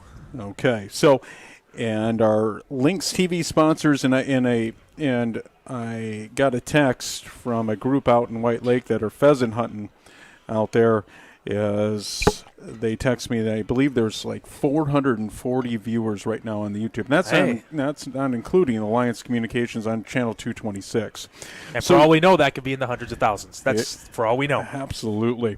Your anchor sponsors are Avera Medical Group, McGreevy and Brandon, Sanford Clinic Family Medicine in Brandon, Service First Federal Credit Union, Sanford Orthopedics. Your founding members are Alliance Communications, Brandon Lumber Company, Brandon Ace Hardware, Brandon Pharmacy, American Family Insurance, Josh Koob Agency Incorporated, Heartland Funeral Home and Cremation Services, Sunshine Food Store, Today's Family Dentistry. Platinum sponsors are Sanford Health, Sioux Valley Energy, Alliance Communications, Coca-Cola Bottling, Midco Communications. The pride sponsors are Architecture Incorporated, Hinkle Electronic Materials LLC, McDonald's, and Michael's Fence. Thank you. They are the reason that 440 viewers right now are on YouTube, or maybe more now. I got the text a little while ago. So thank you all for joining in and watching on this chilly Thursday evening on the start of this 11 AAA playoff season in 2020. Kyle, so the other thing that we're pointing out now, we can't get too far ahead of ourselves. Okay, my prediction is that the Lynx win this game. Lincoln beats Washington later on this evening, and we meet Lincoln on this field in the semifinals. Oh, that'll be interesting. Yeah, Lincoln. Yeah, I mean, as long as the Lynx, continue to win and continue to stay alive, I mean, they're going to be here. I mean, that helps a lot. I mean, they just don't really lose when they're at full strength on their home turf. And Lincoln's tough, obviously. They're going to cause some headaches, but I mean, once you get to the semifinals, every game is tough. Quarterfinals, every game is tough. We've seen both teams handle adversity today, even though the Lynx are up 28-0. You know, Right. they've had some turnovers. Aberdeen Central's moved the ball pretty well on offense. Just turnovers and penalties are really killing them. So I think that's good to have a little bit of bend but don't break. You know, the Lynx are being pushed a little bit, especially in that first half. Now, Lynx are going to get the ball to start the second half here. And like you said, I'm not sure about that. I was hoping somebody would message me about the mercy rule. But either way, I mean, to have that going into next week, if the Lynx are able to hold on and win, and saying, hey, like we had some tough spots in that game against Aberdeen Central, we were able to overcome that, and we were able to create some turnovers and make some points out of it. That is really big going into a game when you're heading into the semifinals and then hopefully a championship. That's big. I agree with you. And plus, the plus side of it all is we get to bring you another broadcast. Yes! And so that's huge for you viewers that hopefully you like us. And be a first for me. The color that we bring to this football game for you folks, and we truly appreciate you watching with what's going on in the world and it being cold outside. Yep. But with this Lynx team, you talked about, Kyle, that the momentum bringing through this season and starting, and hats off to the coaching staff, too, of what they have done with this kind of, I mean, at the skill position, I understand that you have veteran leadership. You talked about it, that some of these starters have been starting for the last 3 years, and they started on a championship team. And so this, if things play out right, this, for those players that you mentioned, the seniors, they are going to go to their third championship game in 3 years. I mean, if we make it. Yeah, that's what I'm saying, is if everything pans out like we think it should. So, but the other positions are young, and this team's growing. Okay, we see, to me, probably our best offensive lineman is Navarro Shunky. I thought he was great in the beginning of the season. He's just matured, and that we're talking about a freshman there that's one of arguably the best linemen in this state, and he is the catalyst to that. And Jackson Mullet too, he's been tremendous also from that offensive line position. And so, you know, there's a lot of experience on the skill position, but the other positions are learning from those skill position.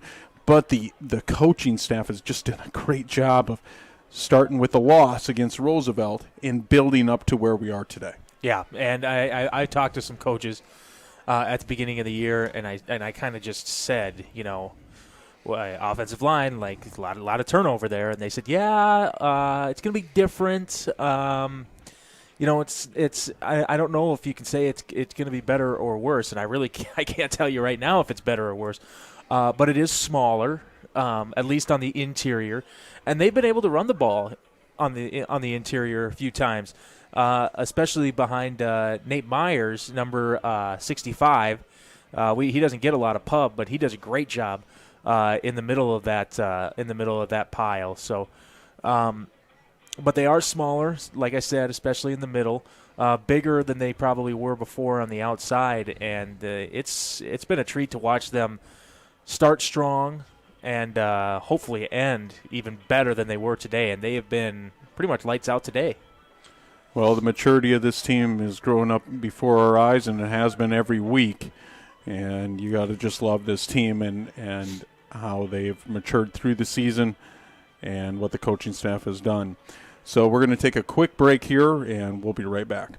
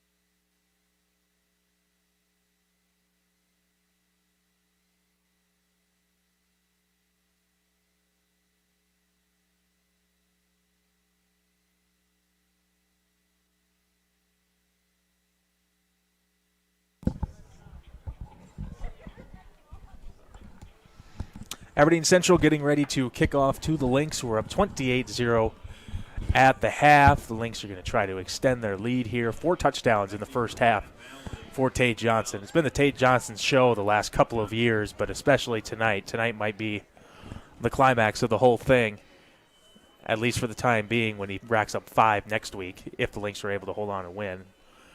I wouldn't put anything past him at this point. And he is one of the men back to receive this kick.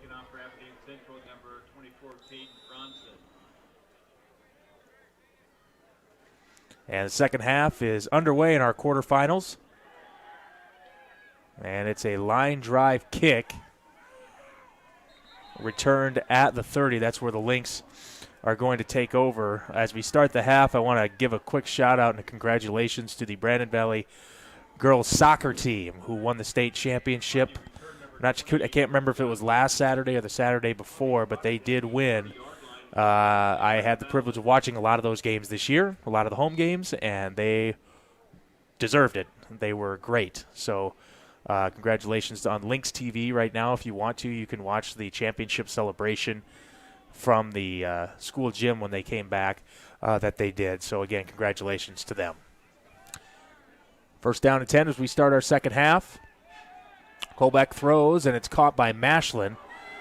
Mashlin spins away, still on his feet. Across the 40, down to the 43-yard line. And that's going to be a first down for the Lynx. Another good throw by Joe Colbeck.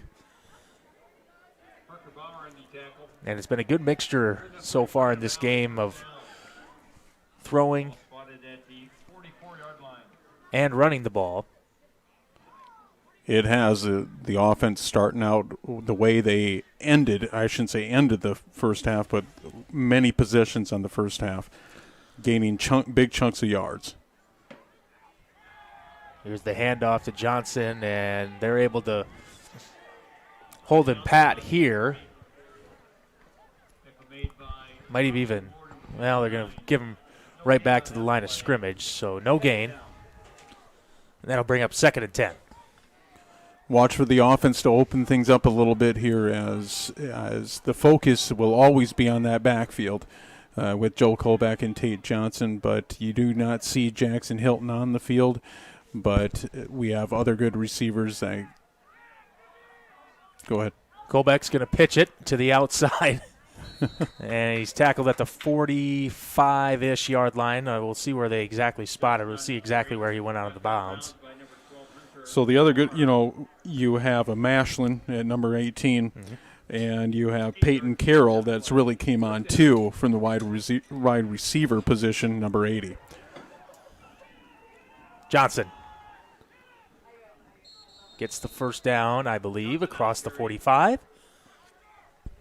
Lynx will move the sticks again. This is looking a little more methodical than their first drive of the first half, where they scored on a lickety-split long touchdown pass. So they're staying true to their offense, run the ball, get a chunk of yards, really drain that clock, see if you can get it to where it's a running clock in this cold weather.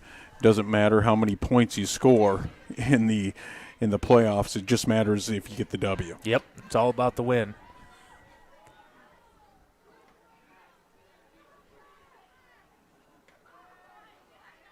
Mashlin, the motion man. They're going to give it off again, and I think Johnson might have tripped.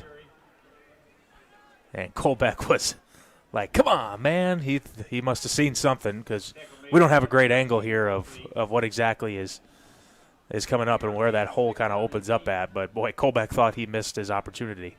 It looked like he had a lot of daylight ahead of him. The linebackers were nowhere to be found, and he just tripped. That's tough. Turf toe, 2nd and 8. I hope he doesn't get turf toe. No. Sorry.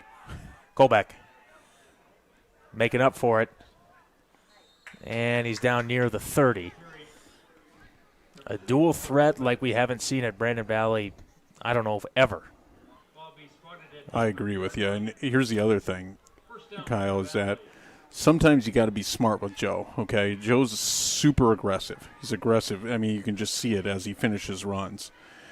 We do not need that quarterback to get hurt. No. Okay, but it's hard to go to him and say, hey, I want you to play half speed. I want you to run out of bounds, because he's so aggressive running the ball.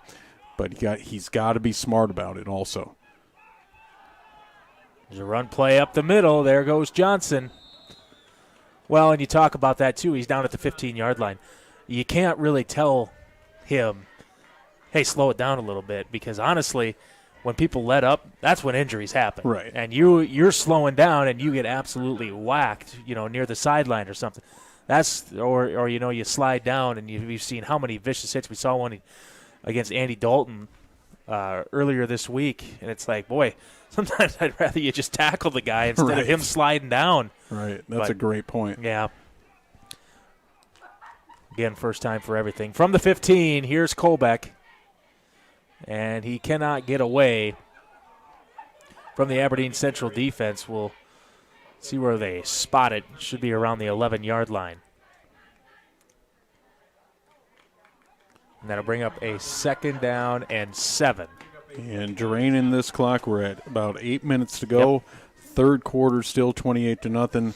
Lynx started, I believe, at about their 30-yard line and have just driven this field. Yeah, a healthy 4-minute drive. I think just one pass. I believe only one. Make it 2 here. Colbeck to the end zone, sailed it.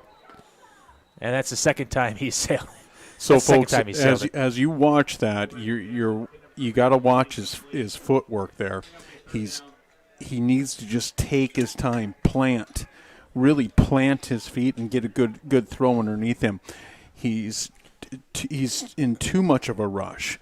And so when he's rolling out to the right, just stop, take your time. You got good blocking. He had tremendous blocking by number 72, Navarro Shunke, on that outside, on the right side. Take your time, make a good throw. Don't throw off one foot. See if they give him another chance. Colbeck's in some trouble. Heads back the other way. Cuts inside the 5. Dives for the end zone. Razzle-dazzle. Touchdown, Brandon Valley.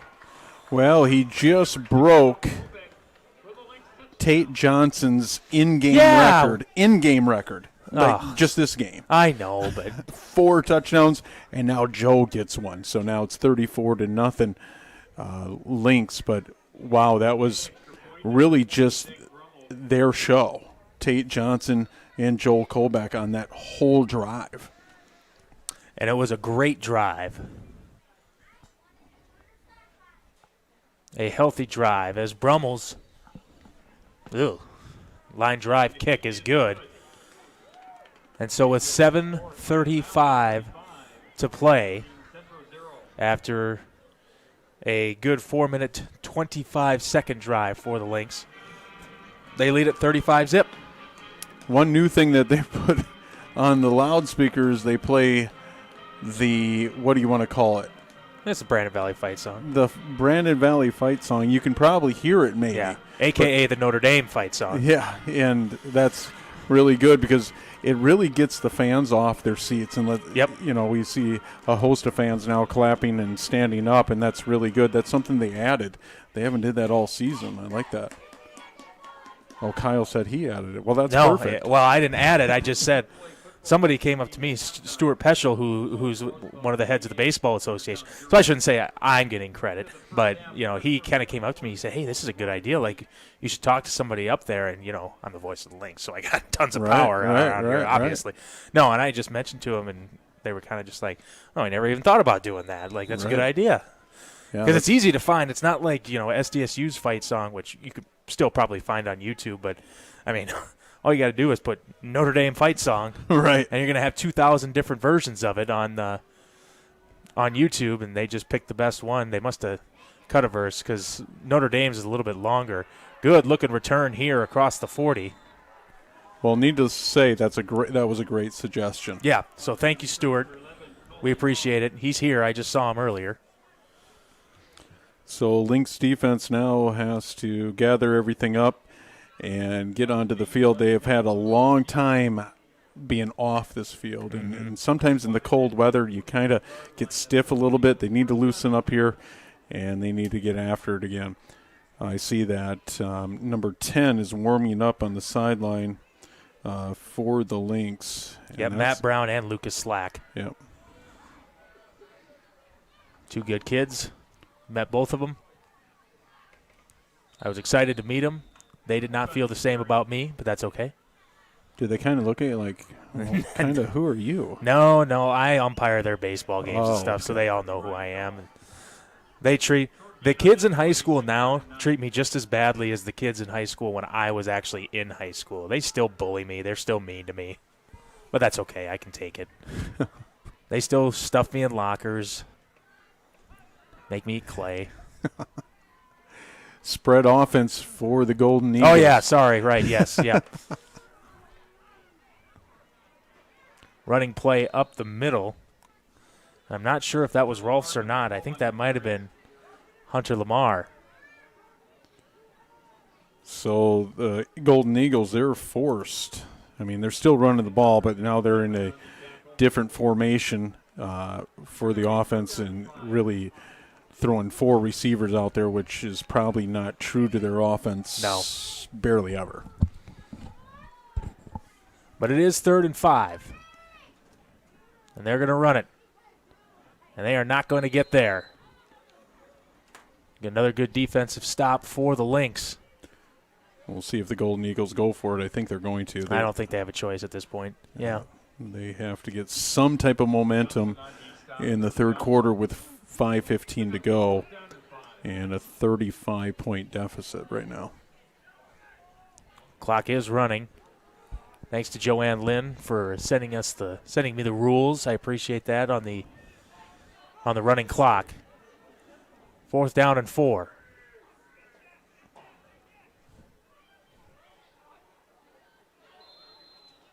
And we've got flags. And that's going to make that 4th down even tougher. It's going to be false start. Just a tiniest of flinches, but a flinch is a flinch. And it'll bring up a 4th and 9, and now we're going to see the punt team come on for the Eagles. And watch that fake. Again, they Yep. were fooled a little bit. The Lynx special teams was fooled and gave up a 1st down before. We'll see where it's at right now. Some snow falling here, just barely. And they will punt it away, and it might have been partially deflected. Fair catch made, a great fair catch with a lot of traffic around him for Carson Mashlin. And here comes the Lynx offense. Not sure who they will be led by. It looks like they're going to go with the backup quarterback. Yep, Lucas Slack, who started 2 games earlier this year. We've talked about it. Did a pretty good job. He did. Playing against the number 1 and 2 teams in the state is not easy. But we're probably looking at the starting quarterback for next year, which is exciting. 1st down and 10 for the Lynx. And they're going to hand it off here. It is Ryan Vest, a good-looking run from number 39. I don't think we've called his name at all. We've seen a couple of different running backs come in. Peyton Egan Yep, came Egan in. usually, yep. Number 34. But that you're right. That was the first time we've seen Ryan Vest. But one of the cool things is, and when you have a fullback, number 42, in Wickersham out in front of you, he was running just as fast as number 39, and boy, was he leading the way. He's got speed like his brother. Here's Vest again. Spins, and he fumbled the ball.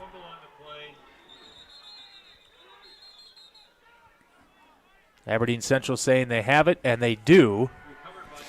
And that is tough for a lot of these guys to come into the game. It's cold. It's tough. They haven't really done much since warm-ups, and then they come out and they get popped for the first time. That's tough. It is. He had that wide open run, but then all of a sudden goes up the middle and gets spun around, and it was truly probably a really good defensive play. The defender probably punched it out. That's my guess. Yeah. And so defensively, now the Lynx are back on the field, and some substitutions are on the defensive side of the ball too, and we'll try to get you the names and numbers. So Aberdeen Central gets it plus side of the field.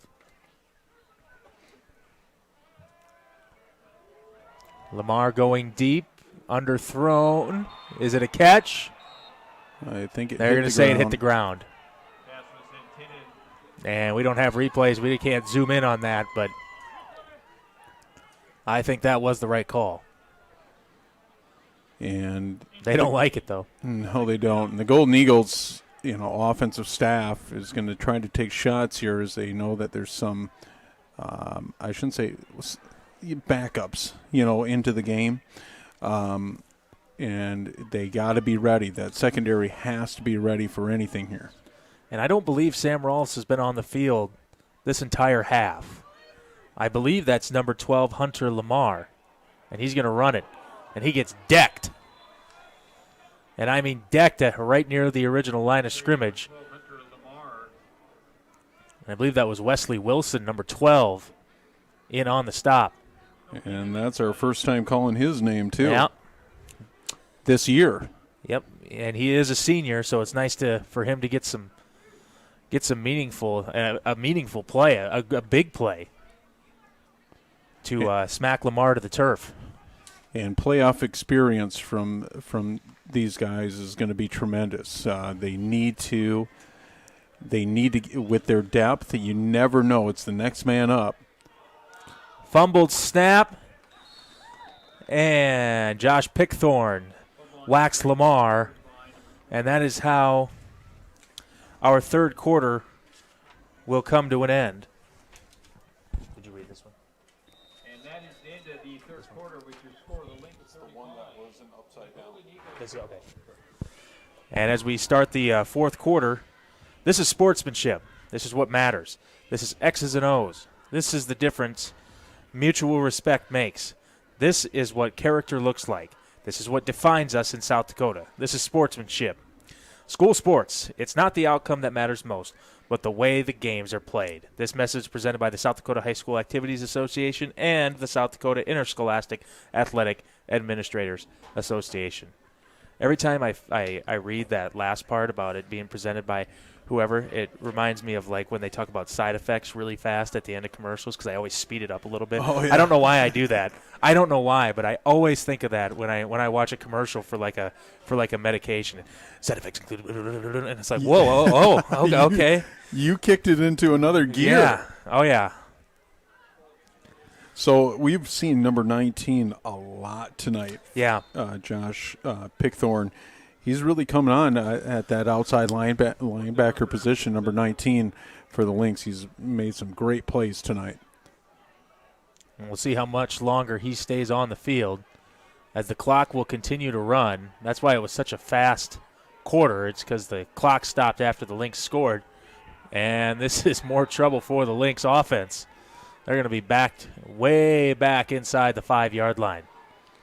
Well, and the special teams coordinator and coaches are going to say, just let that one roll into the end zone. Just let it be.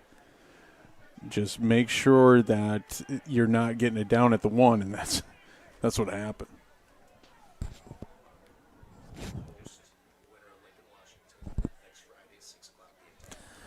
Next Friday will be our, if the Lynx are able to hold on here, we will be host to, I believe it was either Lincoln or Washington.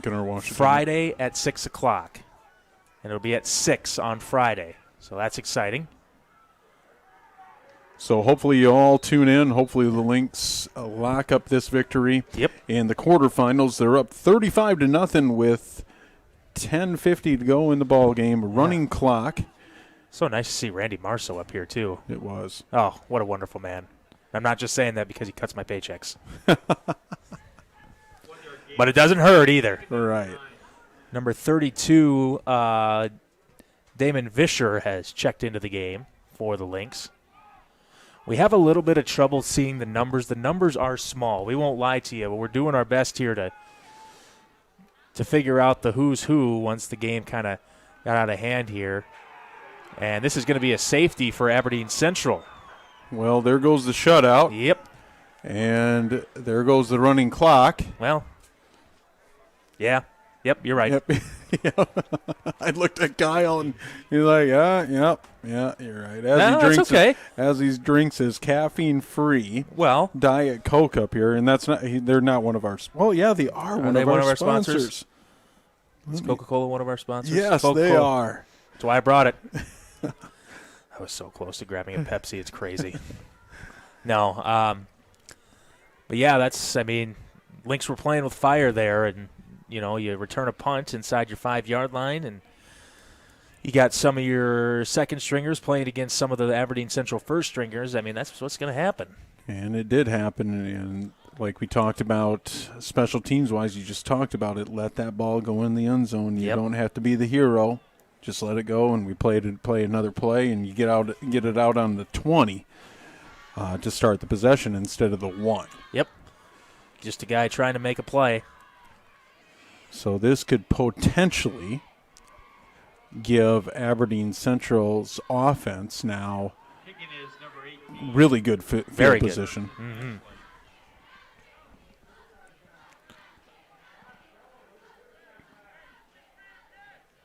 Can honestly say I don't think I've ever seen a 35-2 score in football. Well, that's 2 safeties tonight in 11 AAA. You're right. O'Gorman got a safety also. Fumble. And now a fumble. I think Aberdeen Central fell on top. So the Lynx defense, who got a big stop last time around. Good field position, like Ken said, at the 49-yard line. So Aberdeen Central's offense looking to put up more points, looking to cut this lead to potentially 26 or 25 points as they get that safety just a short while ago. 1st and 10 from the 49. Lamar throws it over the middle, and the pass is caught. Broken tackle to the outside. Goes Payson inside the 10, inside the 15, and he's down near the 12-yard line. So they've taken advantage offensively. That was just it wasn't a great throw and catch or anything like that. It was just a great open field run by that receiver. That's going to bring up a 1st and 10 from the 12.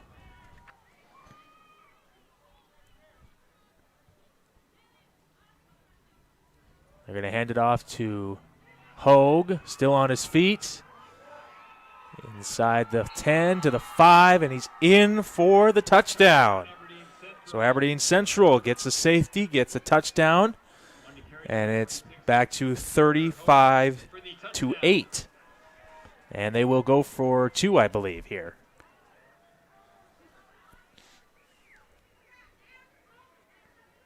Surprising, they're going to go for 1. Oh, really? They are going to. I thought they'd go for 2 there. That's my bad. I thought so too.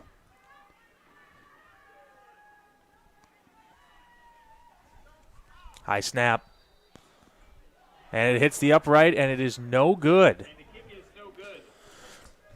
So it's now a 35-8 game as Aberdeen Central quickly takes advantage of the good field position from the safety to make it 35-8. And one thing you saw, Coach Garrow, maybe you guys saw on the screen or not, but Coach Garrow is talking to his players. You cannot let up here. You got to keep the pedal down, the gas pedal down. You got to. And all of a sudden, there's missed tackles everywhere. We saw in that pass play and then the run that there's missed tackles everywhere. And even though that it's the second unit that's on the field, they still got to do their job. And that's what Coach Garrow's saying on that sideline as he was talking to the whole team. So we'll see what the Lynx offense will look like now. Lucas Slack is still waiting with his helmet on, so I don't think that's going to change. Muchkanaus is back for the Lynx. The line drive kick. This one is returned. I believe that's Muchkanaus, and he's going to be tackled at the 32-yard line.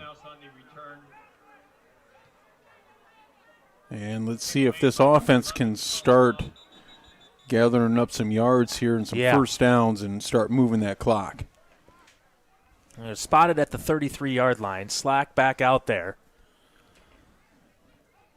Carter Van Heel in the game as well for the Lynx. Peyton Carroll checks out.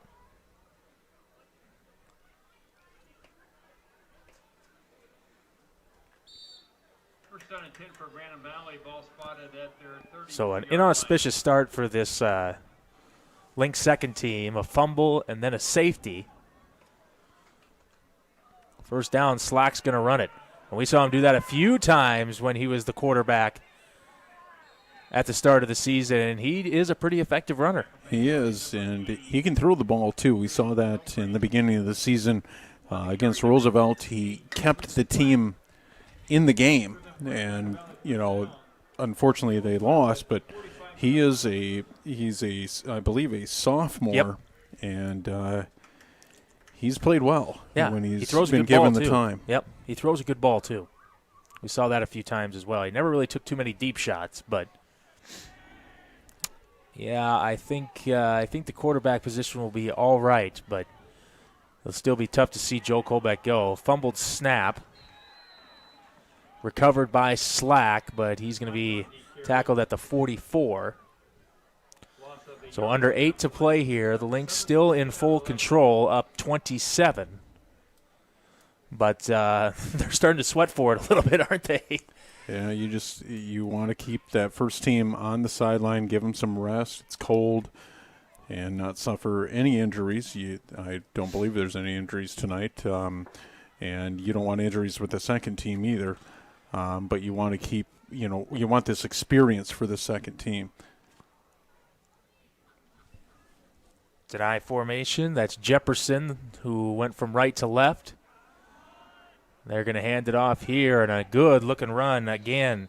And I believe that's Ryan Vest again, and he will move the sticks again. And it'll be a first down for Brandon Valley. When they've gotten him to the outside, off the edges, off those tackles, he's really picked up big chunks of yards. That run is good enough for a first down. Ryan Vest, number 39.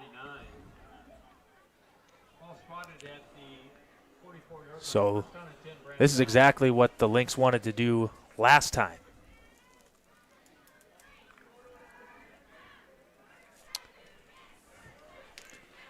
They had the ball, which was run the ball, sustain the drive, finish the game, but that didn't work out the first time. Slack's going to run it again. He doesn't have as much room this time. He does get to the 40. Boy, some tough running for Lucas Slack down to the 36. Yeah, we thought Joel Colbeck was physical. Well, Lucas Slack is pretty physical yes, also. Yes, he is. No doubt about it. Gain of 8 on the play.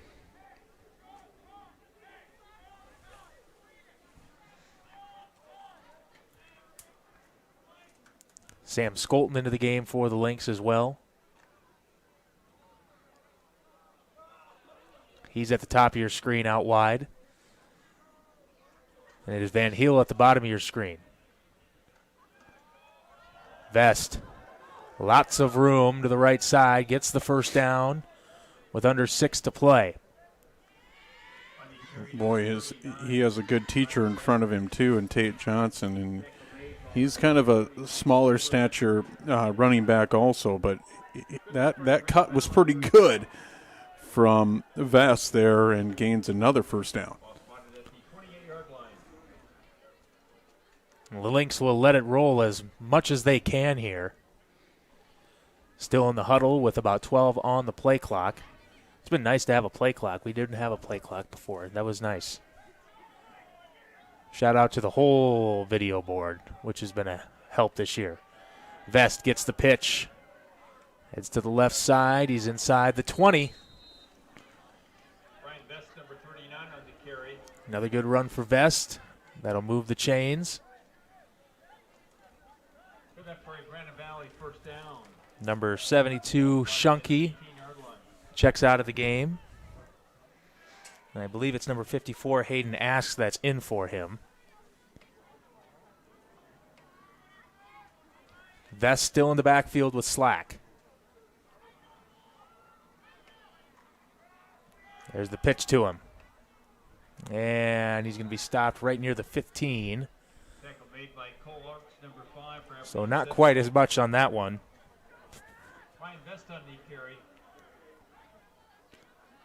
Matt Brown now coming into the game to play quarterback for the Lynx. So we see the third quarterback getting playoff experience. That's great. Good for them. 4 minutes to go. 2nd down and 7. Now Brown's going to run it. Heads to the outside, gets to the near the 10. That's going to bring up a 3rd and short.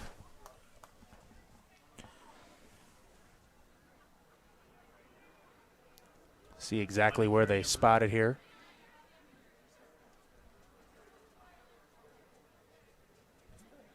Number 10, Matthew Brown. It'll bring up about a 3rd and 3. Ball be spotted at the 11-yard line. 3rd down.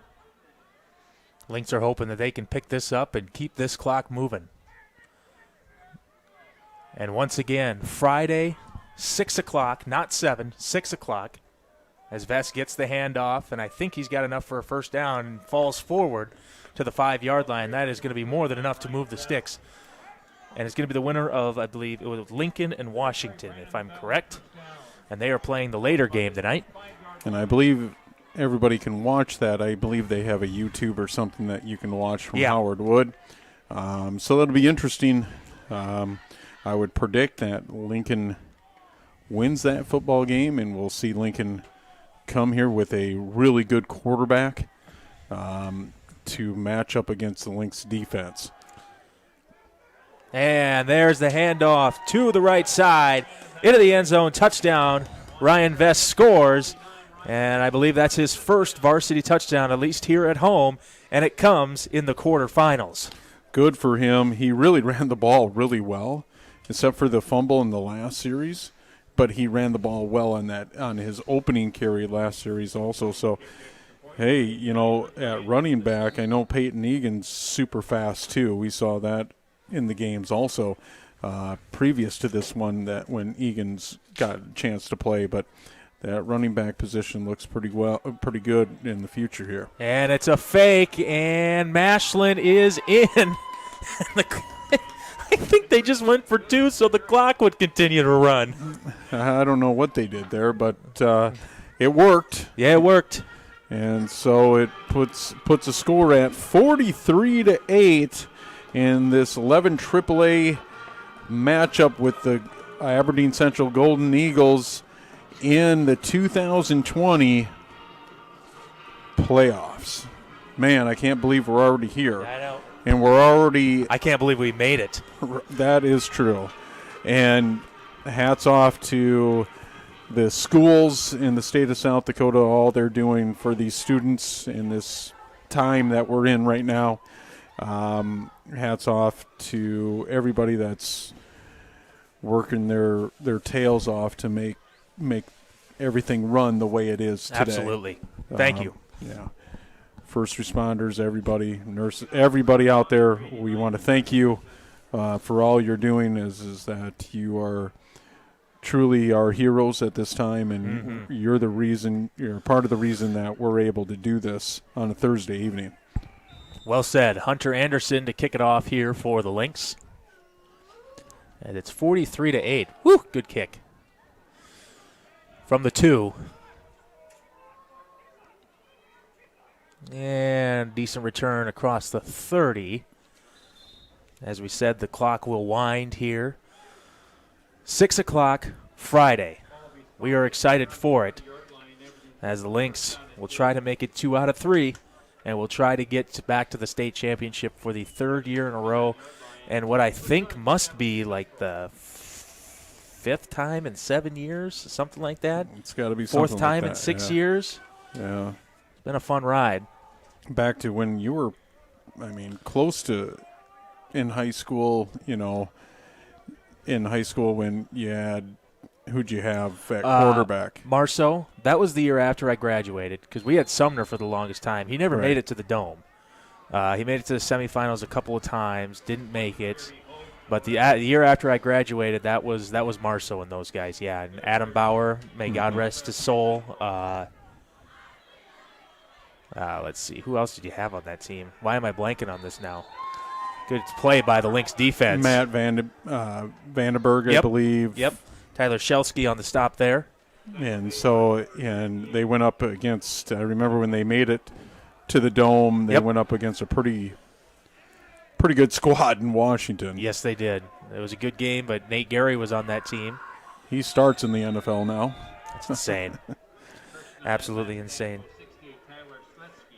Hemi Wartnick pushes Lamar out of bounds. And remember, hats off to this Brandon Valley team and school, the athletic program and all the extracurricular programs out there. Is these teams, especially even in soccer this year, winning the championship, Kyle. Yeah. They always compete for a championship, and if you look at when they're in the Metro Conference, they have arguably around half the student population of most of all the other Metro teams. Crazy. And we are competing at a high level with them. Hats off to the program. No doubt about it. Fumble on the play, recovered by the Lynx. And that is how our game will end. The Lynx, off of 4 Tate Johnson touchdowns in the first half, are able to glide to a win. And we will see you next week on Friday for the state semifinal. Winner goes to Vermilion. Once again, your final score, 43-8, Brandon Valley wins. Ken McEwen, I'm Kyle Roque. Have a great night.